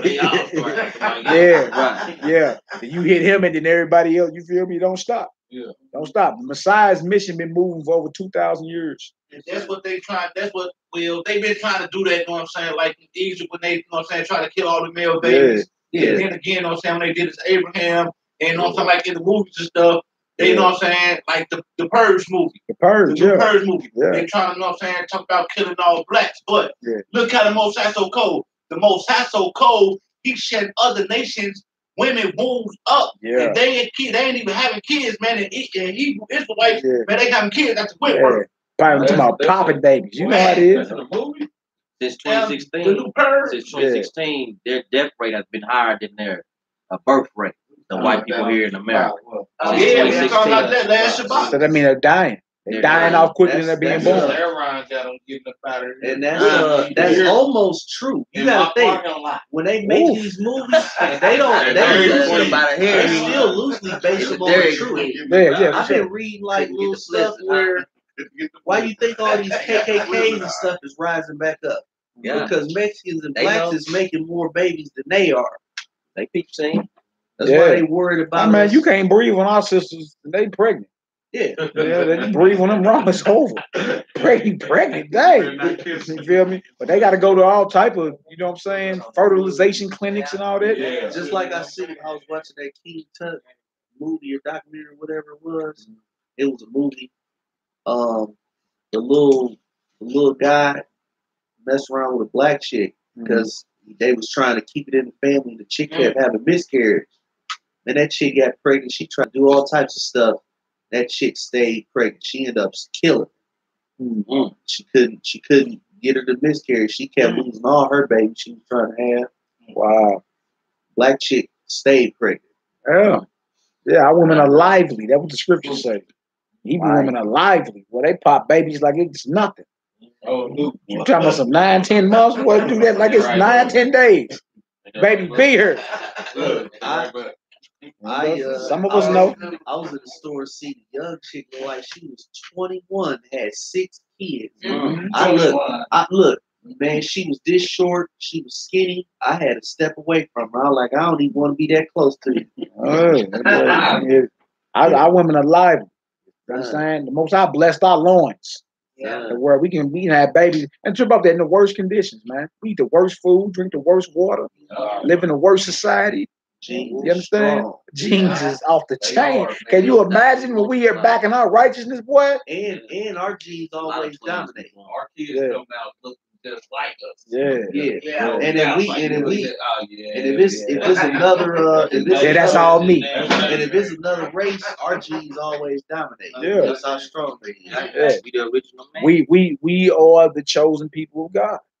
That's why your melanin going for like $360-something a gram.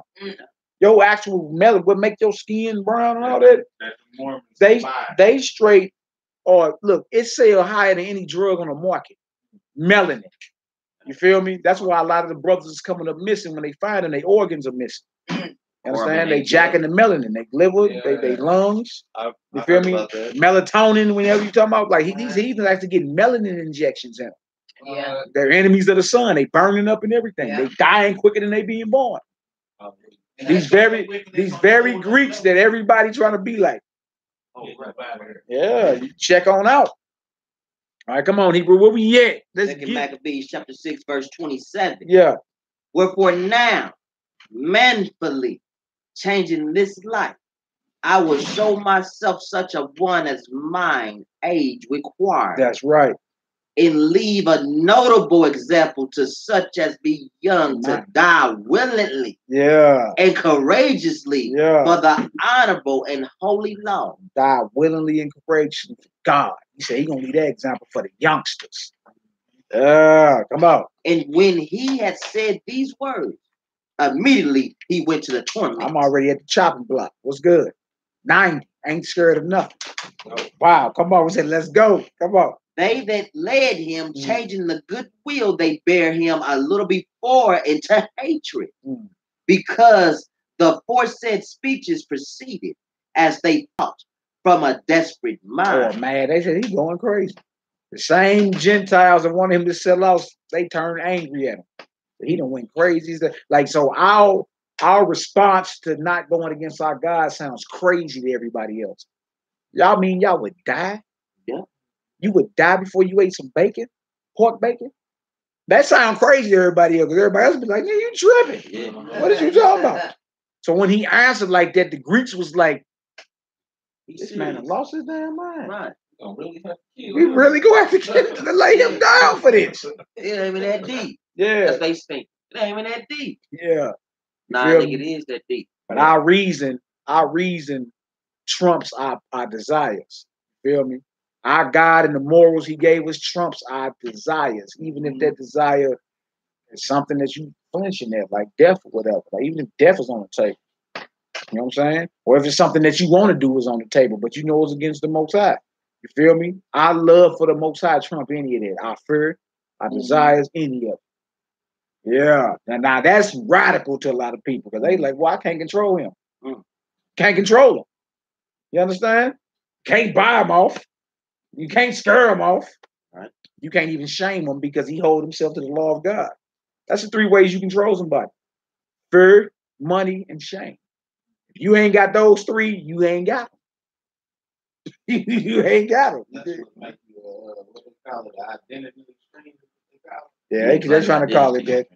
The boys of revolution. Right. Come on, bro. Verse 30. But when he was ready to die with stripes, he groaned and said, it is manifest unto the Most High that have the holy knowledge, that whereas I might have been delivered from death, I now endure sore pains in body by being beat. But in soul am I well content to suffer these things. Yeah. Because I fear him. Yeah. It sounds crazy, but same thing happened with the Messiah, the Son of God. He had to be tortured. You understand? To receive eternal life. He's like, I fear him. He's like, even though I'm in pain, in my spirit, I'm content. Because I know I did the right thing. You know what I'm saying? I may be temporarily going through a little pain or whatever, but I know I did the right thing. You understand? Because I stood up for the laws of my God. See? Even though physically I'm suffering, in my spirit, I'm straight. I'm like, yeah, whatever, heathen. You better get your lick off now. You feel me? Because there's a day of judgment coming. You understand? Come on, Hero. And thus this man died, leaving his death for an example of a noble courage and a memorial of virtue, not only unto young men, but unto all his nation. That's powerful. Give me 2 Timothy 3 and 12 real quick, all right? 2 Timothy 3 and 12. Buy if you can. Give me Acts 14, 19 to 22. 3 and 12, all right? 2 Timothy 3 and 12. Verse 12. Yes, sir. 2 Timothy 3, verse 12. 2 Timothy 3 and 12. And then I need Acts 14, 19 to 22. Dewey, give me Acts 15 and 26. Like this is something that's all throughout the Bible.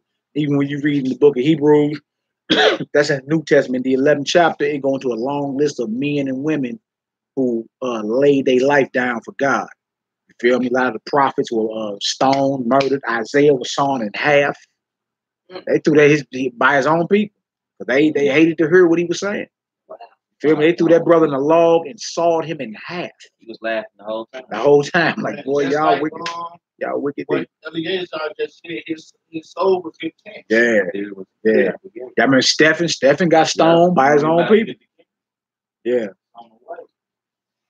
Stephen got stoned, and he while he was getting put to death, he had prayed to God and say, Lord, don't even lay it to their charge. Not to their charge. They don't even know what they doing. Yeah. How hard is that, boy? Man, You was right asking God, like, because you know your people blind. You know what I'm saying? Like it'd be easy for you to be like, they go out with you, they spitting and all that. But that's easy. But how hard is it for you to be like, Lord, don't even lay it to their charge. Look, you get put to death. You got to get the kingdom and everything. You're like, Lord, don't even put it to their charge. They don't know what they're doing. Love your people. Messiah did the same thing. Yeah. Yep, Messiah did the same thing. You understand? Forgive them for they do not know what they doing. They were talking about and look, in both cases, they were talking about the wicked of their own people. Because your people get at you behind this, boy. You feel me? It's like now, you know, oh, you think you a Muslim, you reading the Bible. That's nothing to endure. You understand? Wait till you start being betrayed and handed over by your own people to the government. Because you expect it from your enemies. You don't expect it from your own. Yeah. Because your people may not be ready for that. A lot of people don't even mean they don't love you. It's just like that. Like your mindset is too radical for them. They don't mean your mama don't love you. You dig? But she don't know nothing about FEMA in her face. Like, where your son at? He heavy into that Bible. You know what I'm saying? She don't know nothing about none of that. She in her air conditioning, chilling. You dig? Enjoying her life, watching her shows, and do. Hit the door and hey, I'm looking for your son. Who? Which one? The one that's heavy into that Bible. You feel me? And she may just give you up. You don't want no problems or nothing. I don't know what's going on. They don't even mean she don't love you. She's just not ready. Her mind can't even take it as far as you already went. It won't process. Yeah, you feel me? Well, I mean, that's the type of life it is, man. 2 Timothy chapter 3, verse 12. 2 Timothy 3 and 12. What does it say? 2 Timothy 3 and 12. Yeah. And all that will live godly in Hamashiach Yahweh Shah shall suffer persecution. Y'all heard that? If you're going to live godly in Christ, you're going to suffer persecution, man. There's no getting around. Now, they teaching, on Sunday that everything's just smooth, God loves everybody. And as soon as you could get down with them or get quote unquote saved, everything is going to be all right. But this saying the opposite. When you come to the truth, boy, the spiritual war is all the way up. When I got saved, it was worse than I thought I was doing bad before, man. It was getting me worse. I was praying like, Lord, why is this temptation worse? Like I'm almost seeing it worse now, and I'm supposed to be, making a step to do better. Yeah, right. If you live godly in Christ, you're gonna suffer persecution. That's why I trip up this. That's why he say those that endure to the end get saved. You got to go through all that hell. You feel me? To be given the crown of life. You understand? Like Christ had to go through that. He had to endure. You feel me? All the disciples. If you Google the death of the 12 disciples, it'll blow your mind. All of them died violently. All of them. Matthew died in Ethiopia. I think they hung that brother. Peter got nailed to a cross. Paul did. John the Revelator, they tore and feathered him, threw him off a roof. He ain't died. Yeah. So they banned him to Alcatraz. Which one did they behead? John the Baptist. Yeah. His head was beheaded. John the Revelator was banned to the island of Patmos, which was Alcatraz.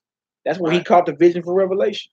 They're gonna get you to thinking, what was these brews saying to get them killed like this? Yeah. Was they speaking with these pastors and speaking in this church? Diddly do, neighbors. Everybody love him. What was they saying? Like Flanders. Was they talking? Ned Flanders' spirit. Yeah. Yes, man. Google the death of the 12 disciples. It's gonna give you name, location, and how they died. When I first seen it, I was like, dang. It's all 12 of his disciples. You feel me? We know about Judas. Yeah. Everybody else died violently too. I'm talking about disciples like that you don't even read about, like Bartholomew, Andrew. All of them died by every last one of them because they held the truth.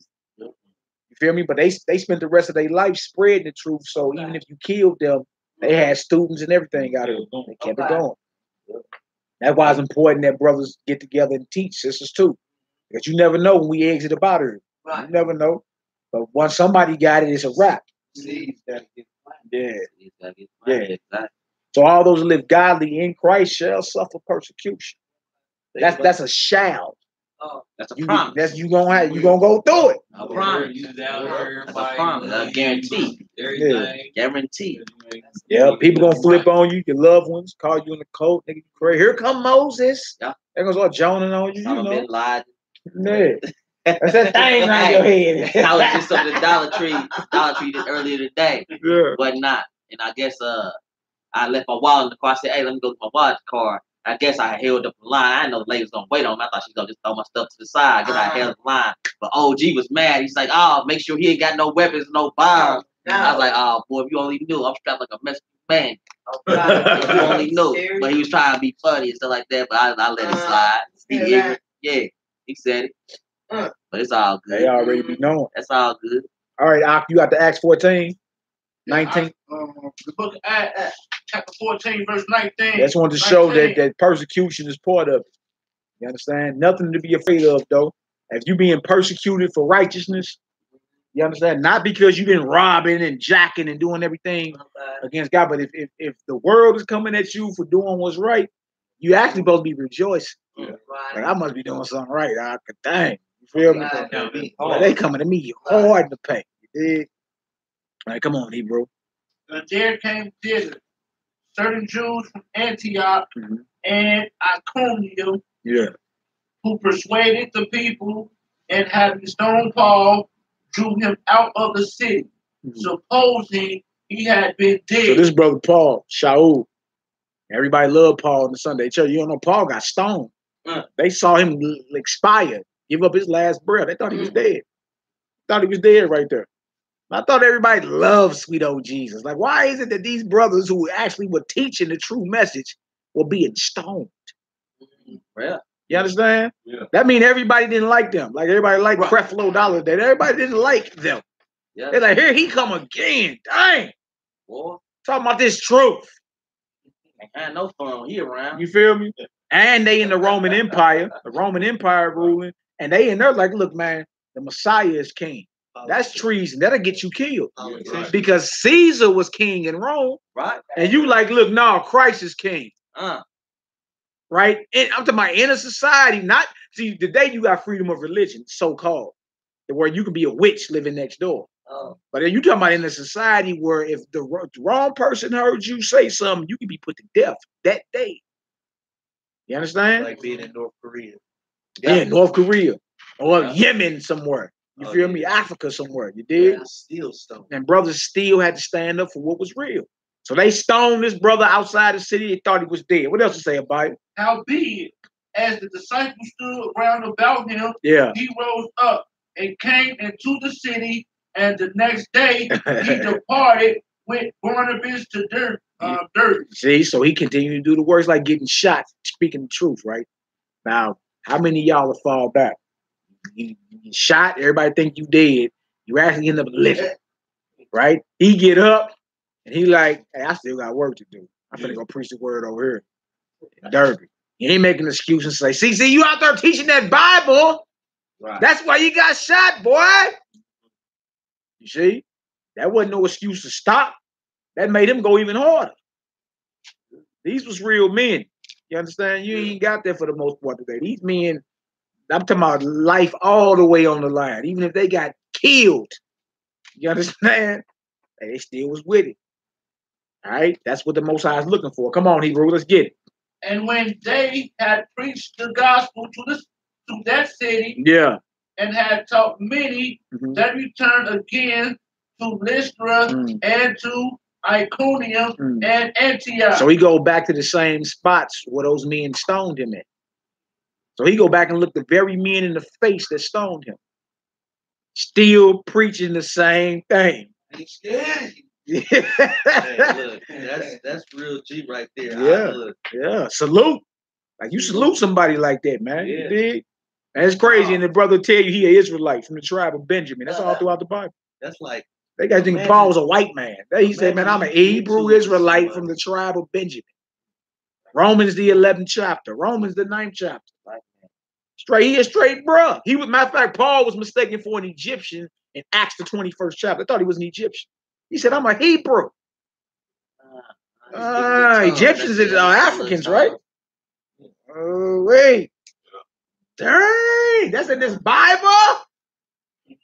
What else to say about it? Bro say, Van Coates. He said, where y'all at Nap Town? What barbershop? Y'all know that, brother? Dan Coates. Yeah, brother named Dan Coates right there. 38th and Michigan. Martin Luther King. 38th and MLK. 37, 36. 37, 36. They say pull up. What it do? Keep your head up, barbershop. Keep your head up, barbershop. Next to the Dairy Queen. Next to the Dairy Queen. That's what we get. Cross from Crown Hill. Cross from Crown Hill. What else we got to say? Cross from the cemetery. You don't know that.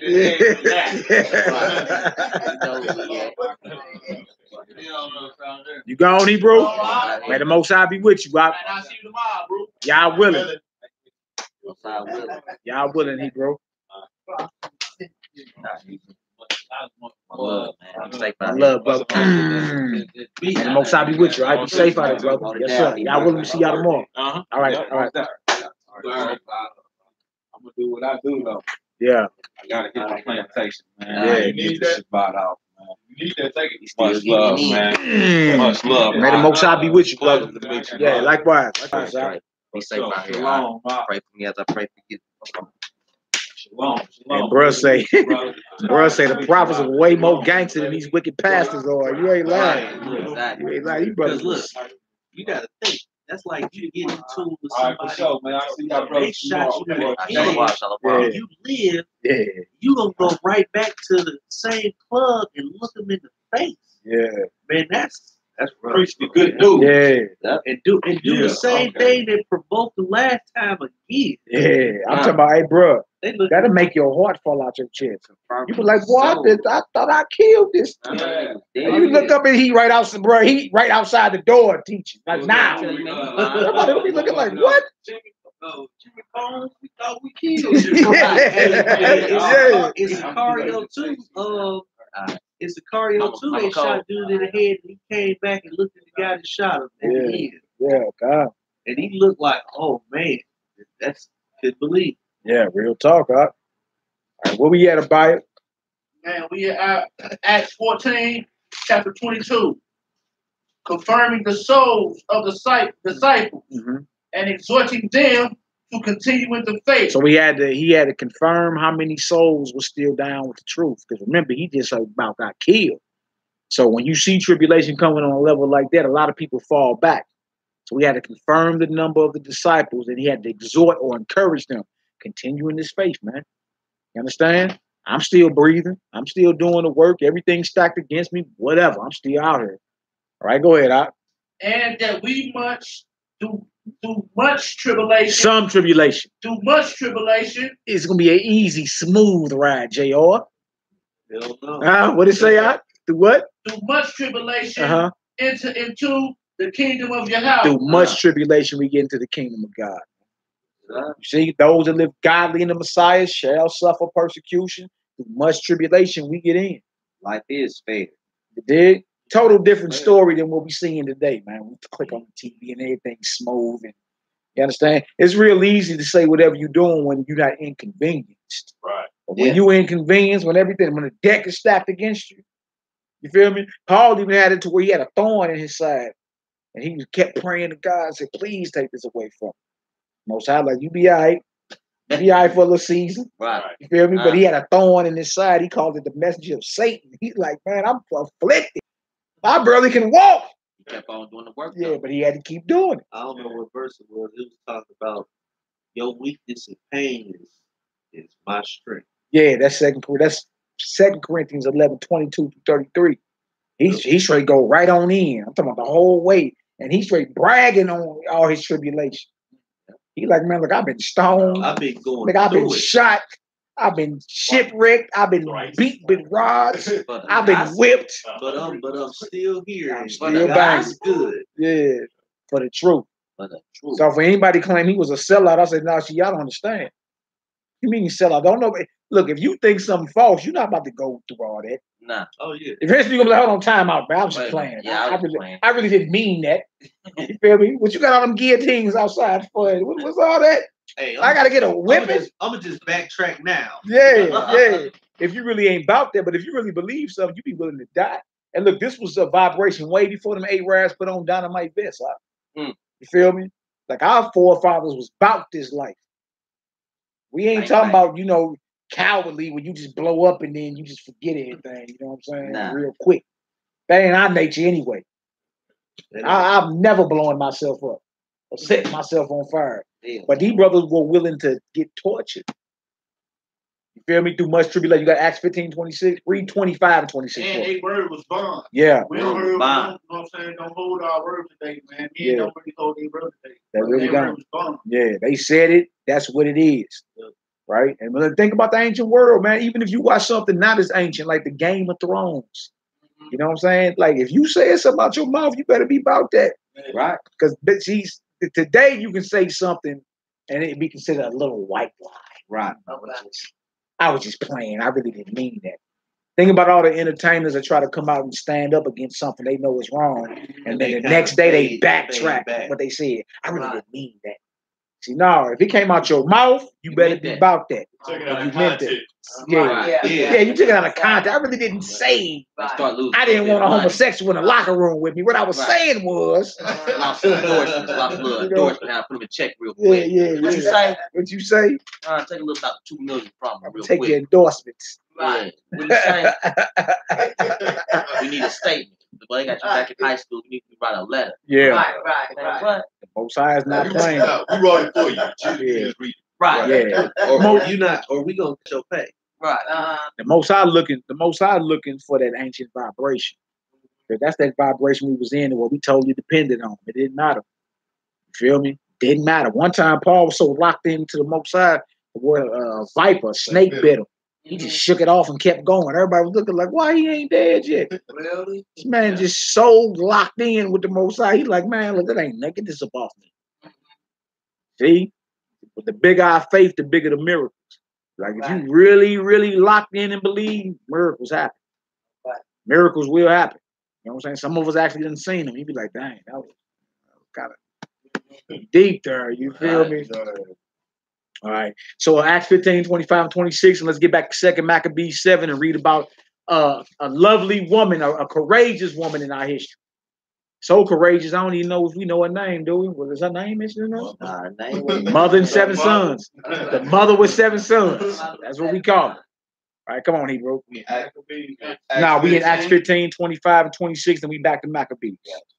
Acts 15, verse 25. It seemed good unto us, being assembled one accord, seeing chosen men unto you. What kind of men? Chosen men unto you. Right. With our beloved Barnabas and Paul. Men that have hazarded their lives for the name of the Mashiach. You see that men have hazarded their lives, meaning they put their neck on the line for the truth. You feel me? And think about it, in the Roman Empire, you saying, look, man, Caesar ain't king, Christ is king. Man, you get your head took off for that. And you boldly saying it? Because the gospel actually goes against Rome. It's anti-Roman. It's actually anti-Matter of fact, do that. Acts 16. Watch this. Acts 16. New Testament still. Acts 16, 19, I think it is, what, 21? Yeah. Now watch this. This Paul again, Paul and Silas. And they teaching this gospel so hard, trip off what the Romans say. Acts chapter 16, verse 19. What it say? And when her masters saw that the hope of their gains was gone, they caught Paul and Silas and drew them into the marketplace unto the rulers. Yeah, so they locked them up and they brought them before everybody. What happened is Paul just cast a demon out this woman that was making money for these heathens. She was messing. She kept driving them until Paul turned around and rebuked the demon about her. So when he did that, he was no good to the rulers of the city no more. You did? All right, go ahead. And brought them to the magistrate. The judges, go ahead. Saying, these men, being Jews, do exceedingly trouble our city. They exceedingly trouble. So the gospel was exceedingly troublesome to this city they was in, which was a Roman province. All right, Rome was ruling the world then. All right, go ahead, Hebrew. And teach customs, which are not lawful for us to receive, neither to observe, being Romans. See? They teach customs that are not lawful for us to receive nor observe, being Roman. Like a bias said, they don't change their God. Yeah. See how they hold theirs down? supposed to hold ours down the same way. They hold theirs down, they dead ass wrong. Yeah. Well, the gospel, the true gospel, was anti-Rome. It was anti-American. Rome ain't been rebirthed to America. It's anti-American. That's why if you believe in the return of the Messiah, even to FEMA, you are already a terrorist. That even include our people in church. You feel me? Because what the government or what the powers that be have done that we really ain't done is read the prophecies about the day of the Lord. If you read the prophecies about the coming kingdom and all that, America, Russia, China, Iran, I don't care who you talking about, they all know they all going down. Because you're talking about the kingdom of God on this earth, in which Christ gonna be the king, sitting on the throne, right? Well, what does that leave America? Get down, lay down. Where does that leave Vladimir Putin in Russia? Y'all done heard it before. Every knee shall bow, and every knee shall confess that what? Christ is who? Lord, meaning master.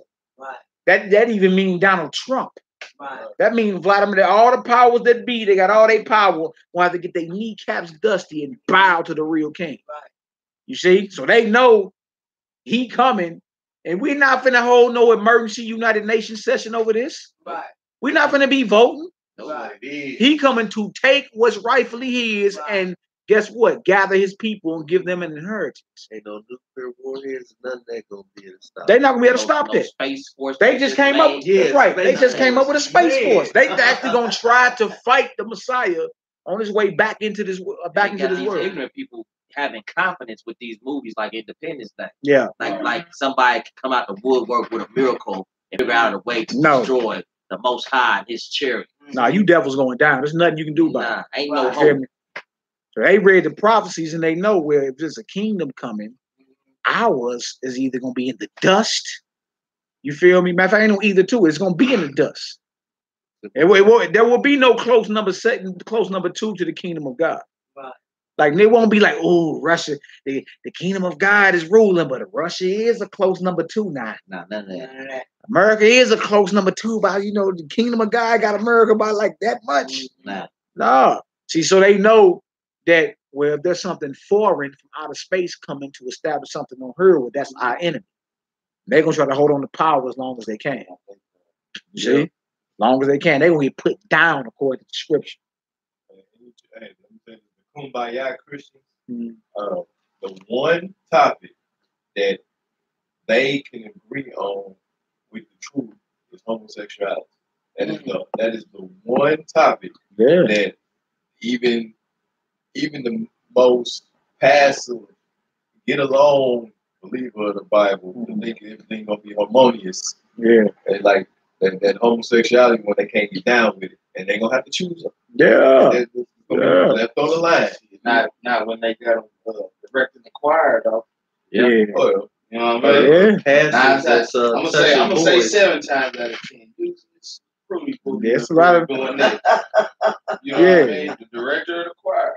Yeah, because I feel you on that. Like, cause if the laws of God are not being taught or enforced, you feel me? One of the laws of God is a man shall not lie with man as he lie with a woman. It's an abomination. That's in the Old and New Testament. They shall surely be put to death. It's a death sentence. Yeah. Ain't nobody get this choir like that. Right. You keep them collection plates coming. Yeah. That money coming in. All right, so we read the Acts 14, 15. We read the 16 as well. Let's get back to this Maccabees. We're going to finish off with that. We'll get back to the Maccabees. We're going to finish off with that. And just to give our people courage and let them know, stand on the word. Yeah. Stand on the word. You did. Y'all feeling good like a Hebrew should. Get my second win, man. What happened to Yah Kelly? What are you on? You already know. That's what I'm saying. You talking all that madness. Oh, it was all on me. Hey, Hebrew was up. It was a long drive. They had to make up here. Yeah. Anyway, but before we left, he was trying to, Yeah. I told him, bro, you need to be We all had a long date. You feel me? I was about to sit on back, I did with the bruise and more. He like, nah, get on up. I'm still at work. I love it. You know what I'm saying? I got my energy back in there. All right, 2 Maccabees, Worldwide Family, 2 Maccabees, chapter 7. This is basically the last chapter we're gonna go over. We wanted to get something in real quick with the family. And we're gonna do y'all willing we do a class tomorrow, and you know, we're just gonna get it done, man. We up here to work with our brothers and sisters. We got some kingdom music to make tomorrow night. You know, we're here to get it done. Yeah, we're gonna talk about streets too. Yeah. Probably about 12 o'clock. Yeah. Yeah, street 5:30. Okay. Like Yeah, street preach like we do. Yeah. Yeah. Get up out of here. Wheelchair. Yeah. Now I'm sending y'all out there. I ain't finna be standing up there the whole time. I gotta get myself together. All right, come on. 2 Maccabees, the 7th chapter. 2 Maccabees chapter 7, verse 1. Yeah. It came to pass also that 7 brethren with their mother were taken and compelled by the king against the law to taste swine's flesh. There it go again. Look, if it's just innocent meat, why are the heathens going so hard to get you to eat that? You feel me? I mean, so hard to the point to where you're killed. They would kill you if you didn't eat that back then. You see? Today's just running automatic, mama. You feel me? Negro smells some swine, he want it. It's just what it is. Right. We used to have to be forced to eat it back then. Now it's just, you know. Right. No, it's what it is. Bacon and ice cream. Yeah. Right. Bacon and ice cream. Bacon and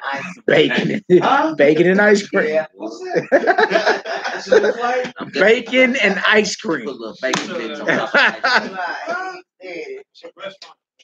That's what it's called. Bacon and ice cream. That's crazy. That sounds like That's that on the commercial. buried mashed potatoes or something. Yeah. I seen that on commercial. I ain't never heard of I ain't it. got no cable with nothing. I wouldn't put it past nobody. They mix a lot of things these days. Yeah. Come on, he bro.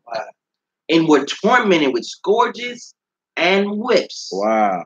But one of them that spake first said thus, what wouldst thou ask or learn of us? We are ready to die, rather than to transgress the laws of our fathers. We ready to die than to transgress the laws of our fathers. That's the vibration that's not out here anymore, man. You can be controlled with death because you're not locked in solid with the Most High. You fear man. You feel me? Scripture tell you the fear of man bringeth a snare or a trap. You're not supposed to be afraid of man. He's just a man. All the worst he can do to you is kill you. Right. That's it. You understand? Then he gonna have to holler. All right. Go ahead, he broke. Then the king, being in a rage, commanded pans and cauldrons to be made hot. Dang, y'all about to fry these brothers? Pans and cauldrons, mama? She said, heat them up. Woof. Which forthwith being heated, he commanded to cut out the tongue of him that spake first. You see what he said? Cut his tongue out. Get them pots out. These them Greeks. Everybody love today. I pledged. Yeah. I'm a Greek. Boy, these Greeks was pouring out hell on our people, man. He said, get them pans and them cauldrons out. Heat them up. All right, cut his tongue out since he spoke first, since he tough. Man, he let it be known. Well, I'm gonna be ready to die for us. You see that? Ready to die for what it is. Abaya, can you read me? Do me a solid. Proverbs 29:25. Just real quick. Do me a solid. The fear of man bringeth a snare. You're not supposed to be afraid of man. And then do me a solid. I'll do me Matthew 10:28. You Proverbs 25 and what? 29 and 25, I believe it is. 29 and 20. Yeah, 25. Yeah, that's it. Proverbs what? 29 verse 25. Okay. Everybody getting tired. It's all good. It's all good. Spirit on. The book of Proverbs, chapter 29, verse 25. Yeah. The fear of man bringeth a snare. The fear. But whoso putteth his trust in Yahweh shall be safe. You see that? The fear of man bringeth a snare or a trap. If you put your trust in the Most High, you're safe. Safe. Now we need to have that in our mind. I'm down with the Most High God. Now, I don't care. Hell or high water. It don't even matter to me. So what's going on? I'm riding with the Most High. Right? I'm not afraid of man. The worst he can do to you is kill you. Right. You understand? And if you righteous in what you're doing, you need to kill you. You get a red carpet entrance into the kingdom of heaven. Let's go ticket. Yeah, that's a good punch your ticket. In other words, he's doing you a favor. You get killed for preaching this word. Yeah. Boy, following his commandments before you first got it. Yeah. You say to death Death is gain. Yeah. Death is gain to us. Many seek the rule of favor, but every man's judgment coming from Yahweh. Straight up. An unjust man is an abomination to the just, and he that is upright in the way is abomination to the wicked. You see that? The righteous are an abomination to the wicked are an abomination to us. Right. Right? That's what we seeing in this story we read. They like, man, we'll die for we. You an abomination to us. Heard nothing about what you talking about. You see? Matthew 10:28, second witness for me. And fear not them which kill the body, but are not able to kill the soul. So rather fear him which is able to destroy both soul and body. In other words, fear God. Don't fear man. The fear of man bringeth a snare. You feel me? You controllable at that point. What verse was that? That was Matthew 10:28. Let's get on back to this Maccabees. Y'all enjoying this story? Yes, sir. Yes, sir. All praises, glory, and honor to the Most High. 2 Maccabees chapter 7, verse 4 again.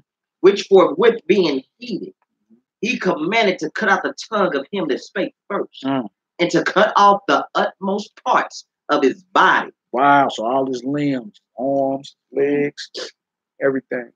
All right, go ahead. The rest of his brethren and his mother looking on.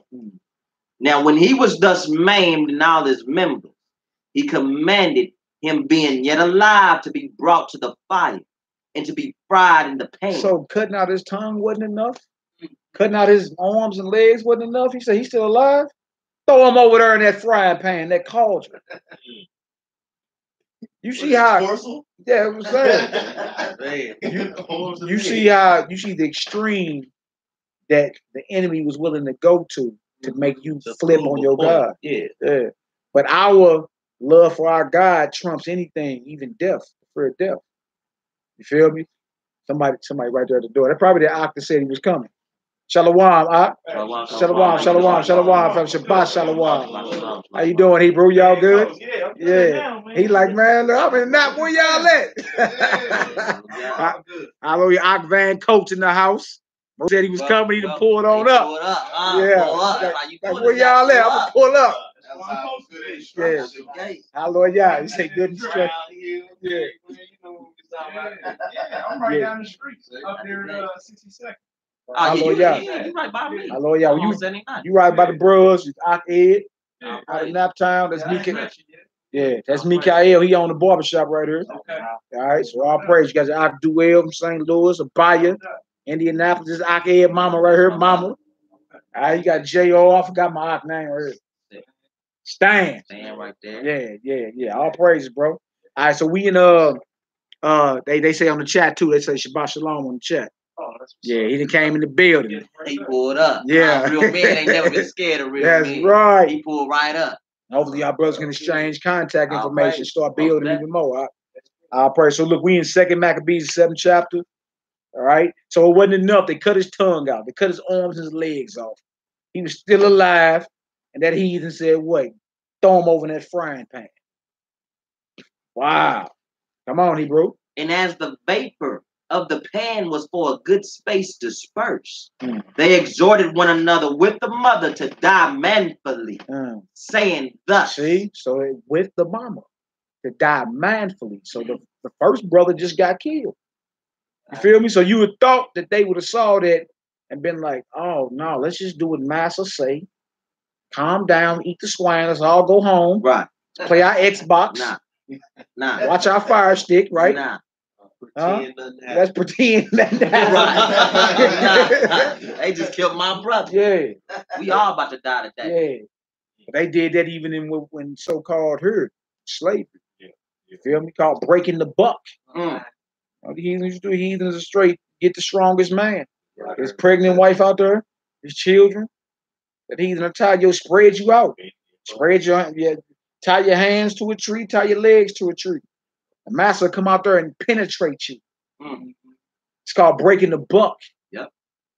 You see how diabolical, you feel me? The extreme measures someone is willing to go to make you submit to them and go against the Most High. Right? We gotta be ready to rock at any moment, to be like, look, I don't fear man, I fear the Most High. And I ain't going against them. I don't care how extreme you get. That's the vibration that's being rebirthed back into this earth in these last hours. Brothers and sisters standing up. You understand? All right, come on, Hebrew, where we at? 2 Maccabees chapter 7, verse 6.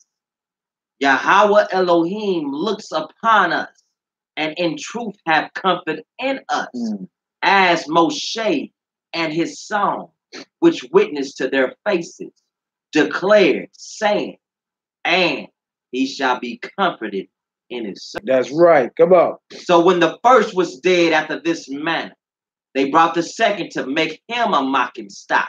And when they had pulled off the skin of his head with the hair, they scalped him. See that? Wow. Come on. They asked him, wilt thou eat before thou be punished throughout every member of thy body? But he answered in his own language and said, no. Or in Hebrew, la'ah.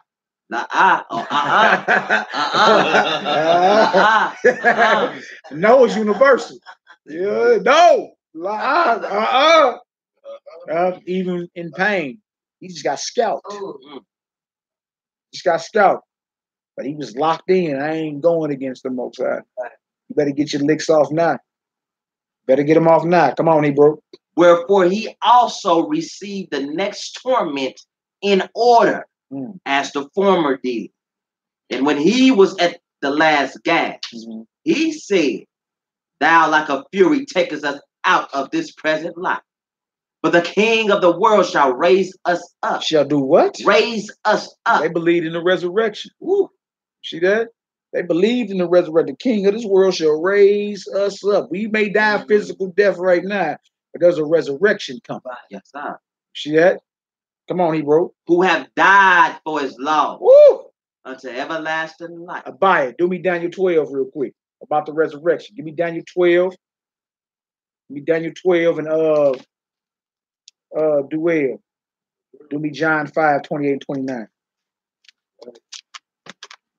They knew about the resurrection. They like, look, you get your licks off now, we'll be back. Yeah, we'll be back for some get back. Daniel 12 what? Daniel 12, 1 and 2. The book of Daniel, chapter 12, chapter 1. Chapter 12, verse 1. Chapter 12, verse 1. 1 and 2. All right. And at that time shall Michael stand up, the great prince, which standeth for the children of thy people. Michael was an angel, not an archangel. I've heard of Michael before.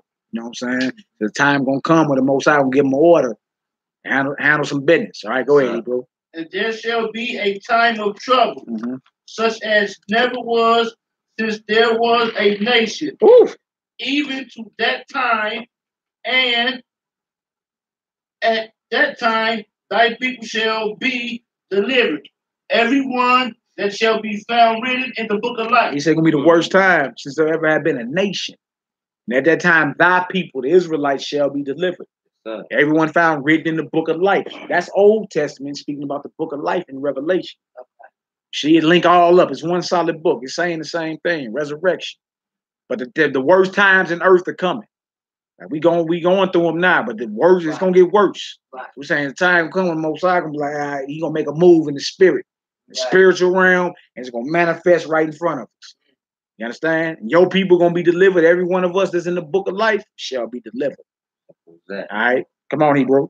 And many of them that sleep in the dust of the earth shall awake. Some to everlasting life, and some to everlasting contempt. And some to shame and everlasting contempt. Yeah, resurrection. Moses say, many of them that sleep in the dust of the earth shall awake. Right? So those that are dead shall awake. Some to everlasting life and some to shame and everlasting contempt. Give me a second witness on that, John 5. John 5, 28 and 29, if you can. Again, just proving the resurrection. You go through a resurrection every time you wake up in the morning. Yeah, that is well. It's a foreshot. You be almost dead every time you wake up in the morning. Sleep is the cousin of death. I found that out today. Yeah. Your breath smell like the bottomless pit. You feel me? You got boogers all in your eyes. That's rigor mortis. Like, yeah. That we talked about it. It was said at the funeral today. Yeah. Like he said it. Yeah, you do. You wake up in the morning, be having boogers all in your eyes and all that. That's what form around dead people's eyes. It's called rigor mortis. You almost die every night. You go to sleep. And you wake up stiff. Yeah. Yeah. Yeah. Come on, Hebrew. John 5, we start at 25. Mm-hmm. Verily, I say unto you, the hour is coming, and now is when the dead shall hear the voice of the Son of God, and they that hear shall live. For the Father hath life in himself, so hath he given to the Son to have life in himself. That's right. And have given him authority to execute judgment, also because he is the Son of Man. 28. Marvel not at this, for the hour is coming in which all that are in the grave shall hear his voice, and shall come forth. And shall come forth. Yeah. They that have done good unto the resurrection of life. Right. And they that have done evil unto the resurrection of damnation. To evil to the resurrection of damnation, or shame and everlasting contempt that he read in Daniel 12th chapter. See, link up, man. A lot of people try to act like the old new is different. It's they witnesses of each other. They link right up. If you know how to piece them together, you're deadly with this right here. You understand? You can be. It don't matter where you land on this earth. You can be spitting this. You feel me? And raising your people up. No matter where you land, you know what you're doing with this right here. Yeah. Even in the book of Eli, the wicked cat wanted the Bible. Yeah. Because he knew I can control. It's a source of energy. I can control the minds of the masses. Yeah, I want that book right there. But then Eli had it too. Was righteous, walking in faith and everything. You feel me? And he went to war too, right? Showing you if it's in the wrong hands is deadly. You feel me? When it's in the right hands, the Israelites, it was given to us. It wasn't given to nobody else. When the word is in the right hands, you feel me? Now we talking. Now we talking. You didn't let somebody who was never given this dictate to you what it's saying. Right. You see what I'm saying? You got all type of madness going on out here. You feel me? Like, dang, what is going on? It wasn't given to them anyway. It's given to you. All right. Are we back in 2 Maccabees? 2 Maccabees 7. What verse you in? 2 Maccabees chapter 7, verse 10. After him was the third made of mocking stock. And when he was required, he put out his tongue. And that right soon, holding forth his hands, man. You know, since you in the tongue cutting business, he put his tongue out and his hands. Go ahead. Handle your business. What you waiting on?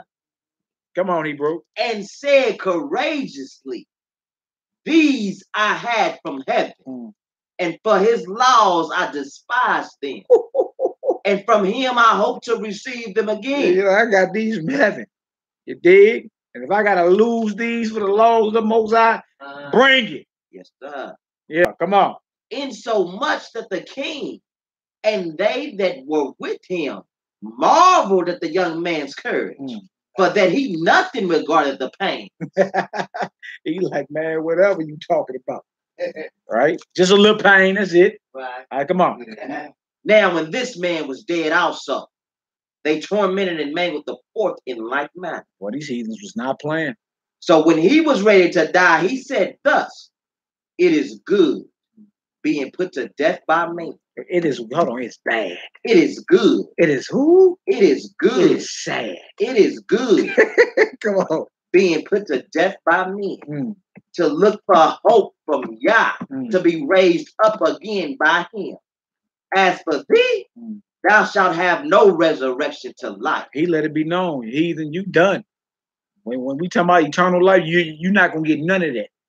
You understand? Because for one, you're getting that the Most High's chosen people, which are considered the apple of his eye. It's like you poking God in his eye. His favorite. I trip off this. This your son right here. Can somebody be cool with you but hate your son? No. No. I got short leggers, a whole bunch of them. You understand? Look, you can't be enemies with my babies, and you think that we cool. No, it's static. And you ain't gonna do nothing, man. Yeah. Man, you right there, you pow, and you ain't gonna get man, please. It's a problem. You know what I'm saying? We got major problems if you got a problem with my children. So we are God's children. You better believe it. You better believe it. All right, go ahead, Hebrew. Verse 15.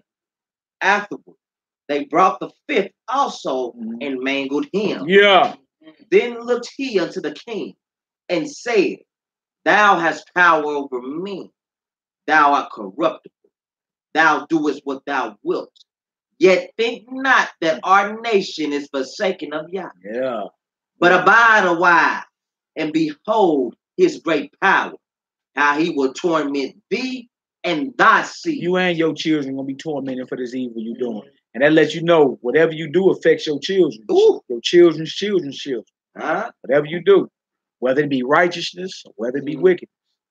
You understand? They call it the what kind of effect is that? When you skip a rock in a pond or whatever, and see the waves drift all the way over to the other side. Ripple effect. The ripple effect. That's what they call it. Effect. That's either, man, your actions directly influence your or affect your children, your grandchildren, your great grandchildren. Either wickedness or righteousness. Feel me? So we should be aiming our best to be righteous right now, and our children getting that vibration to where your grandchildren, your great grandchildren, you feel me? That ripple effect will be righteous, not evil. You understand? All right, come on, bro.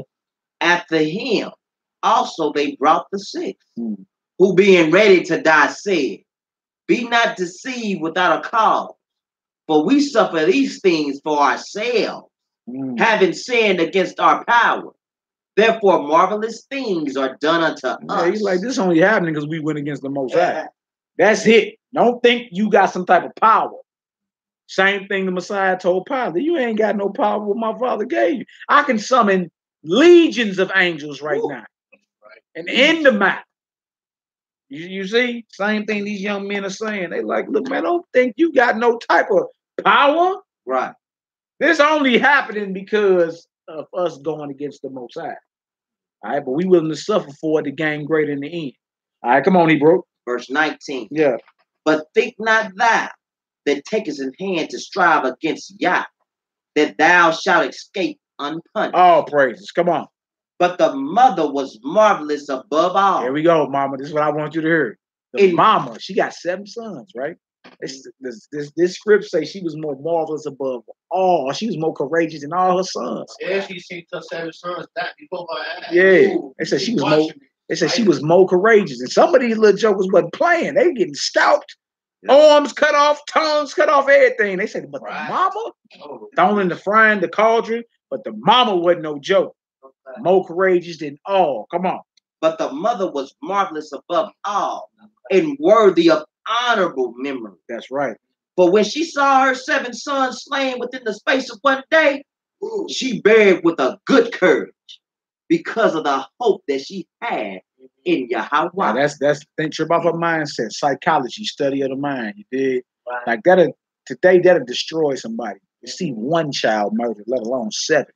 You talking about man or woman.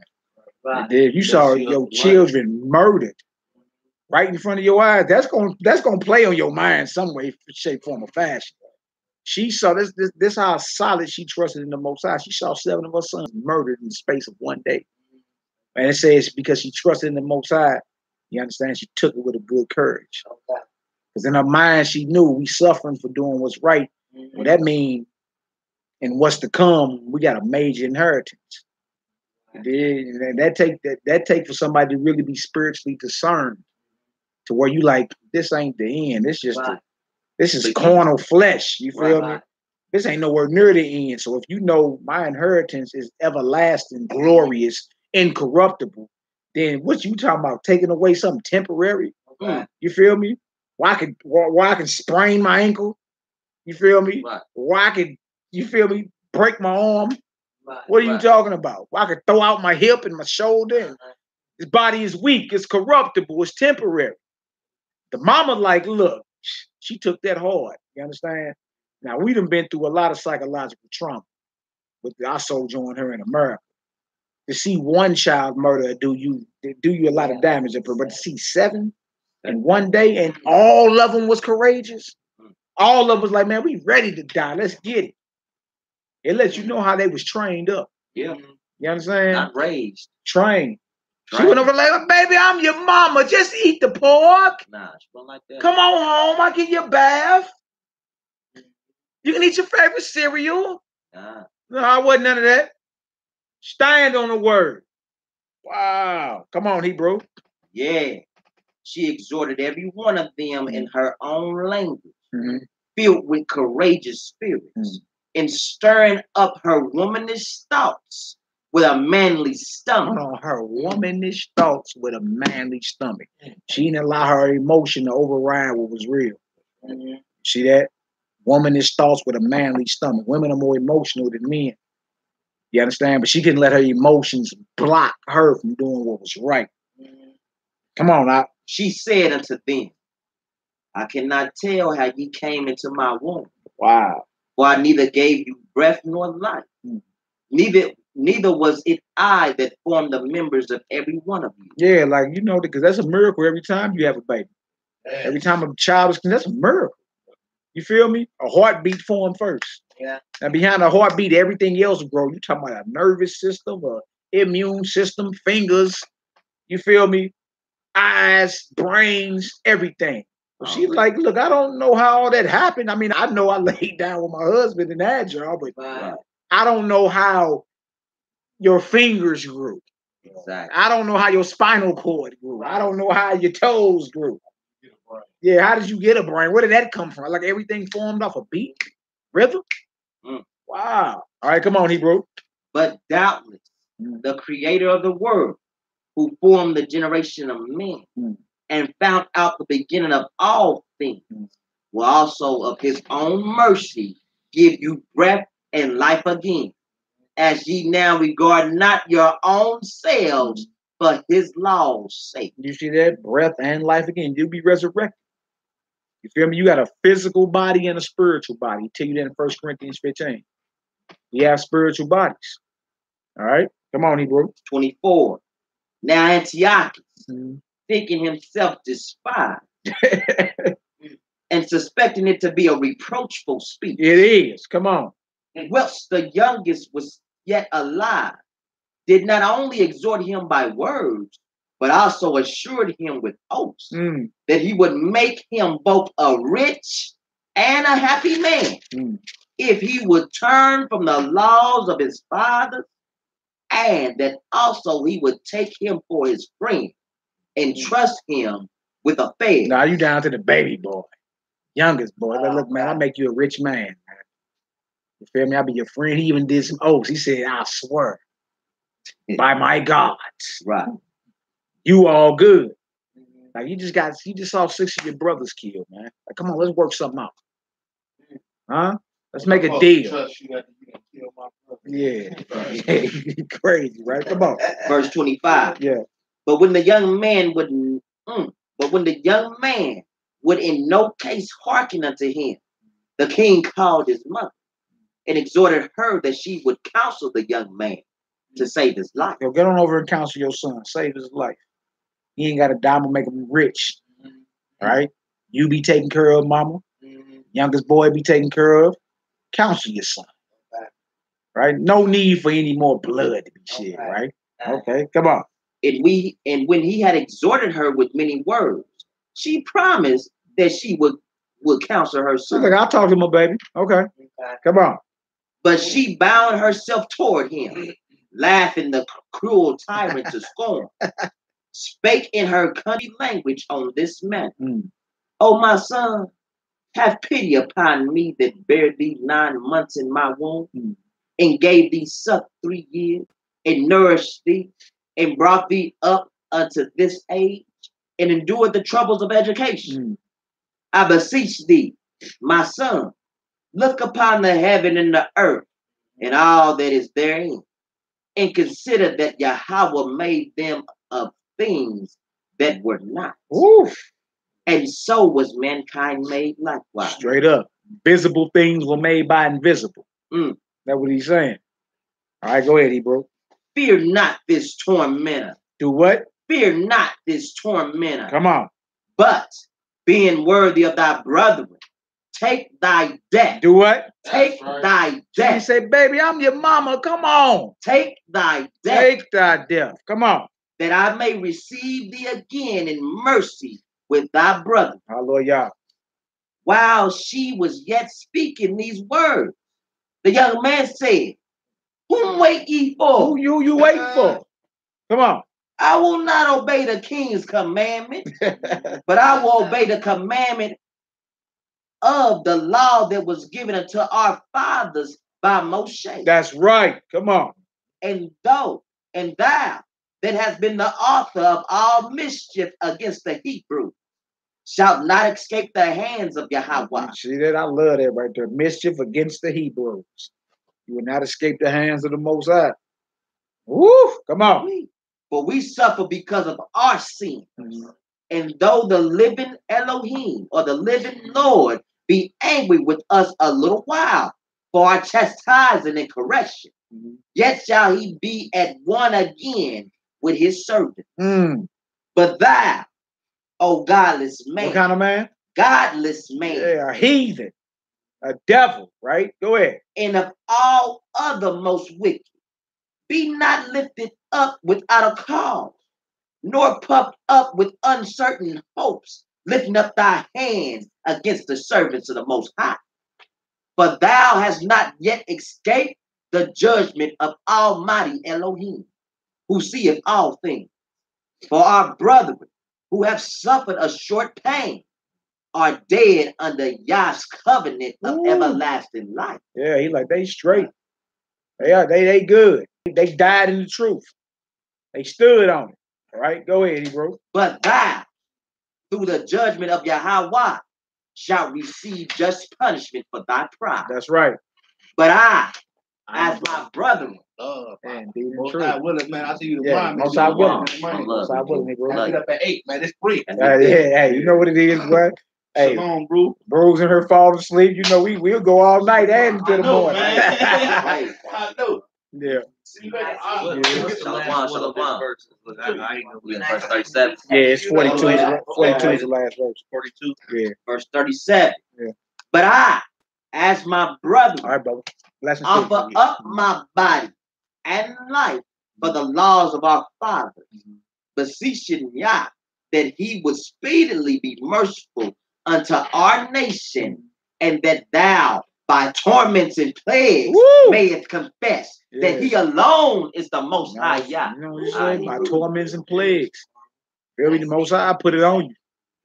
Straight put it on you. You've been getting at his children too. Torments and plagues.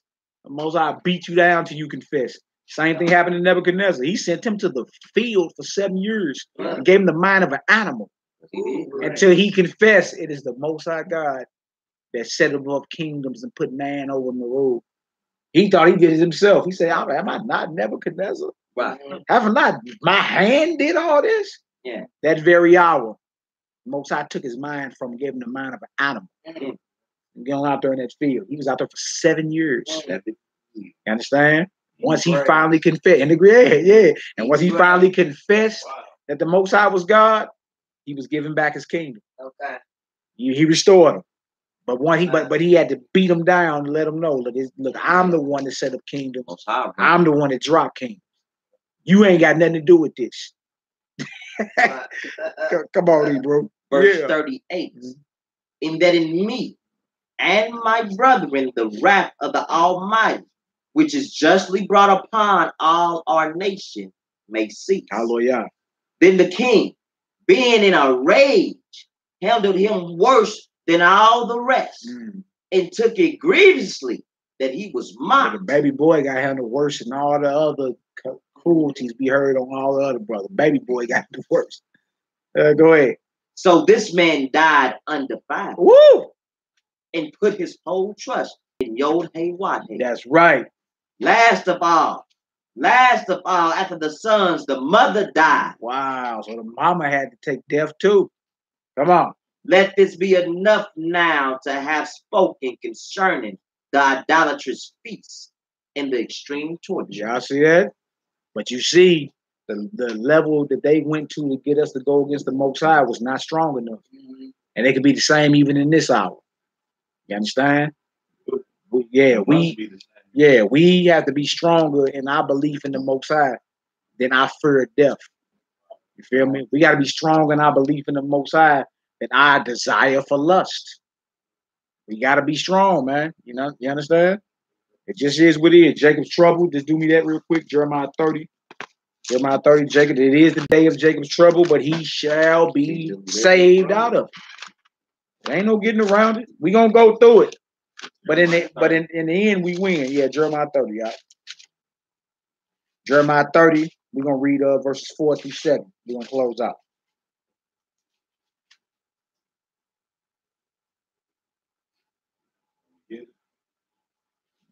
I did. Jeremiah chapter 30, verse 4. And these are the words that the Most High spake concerning Israel and concerning Judah. Come on.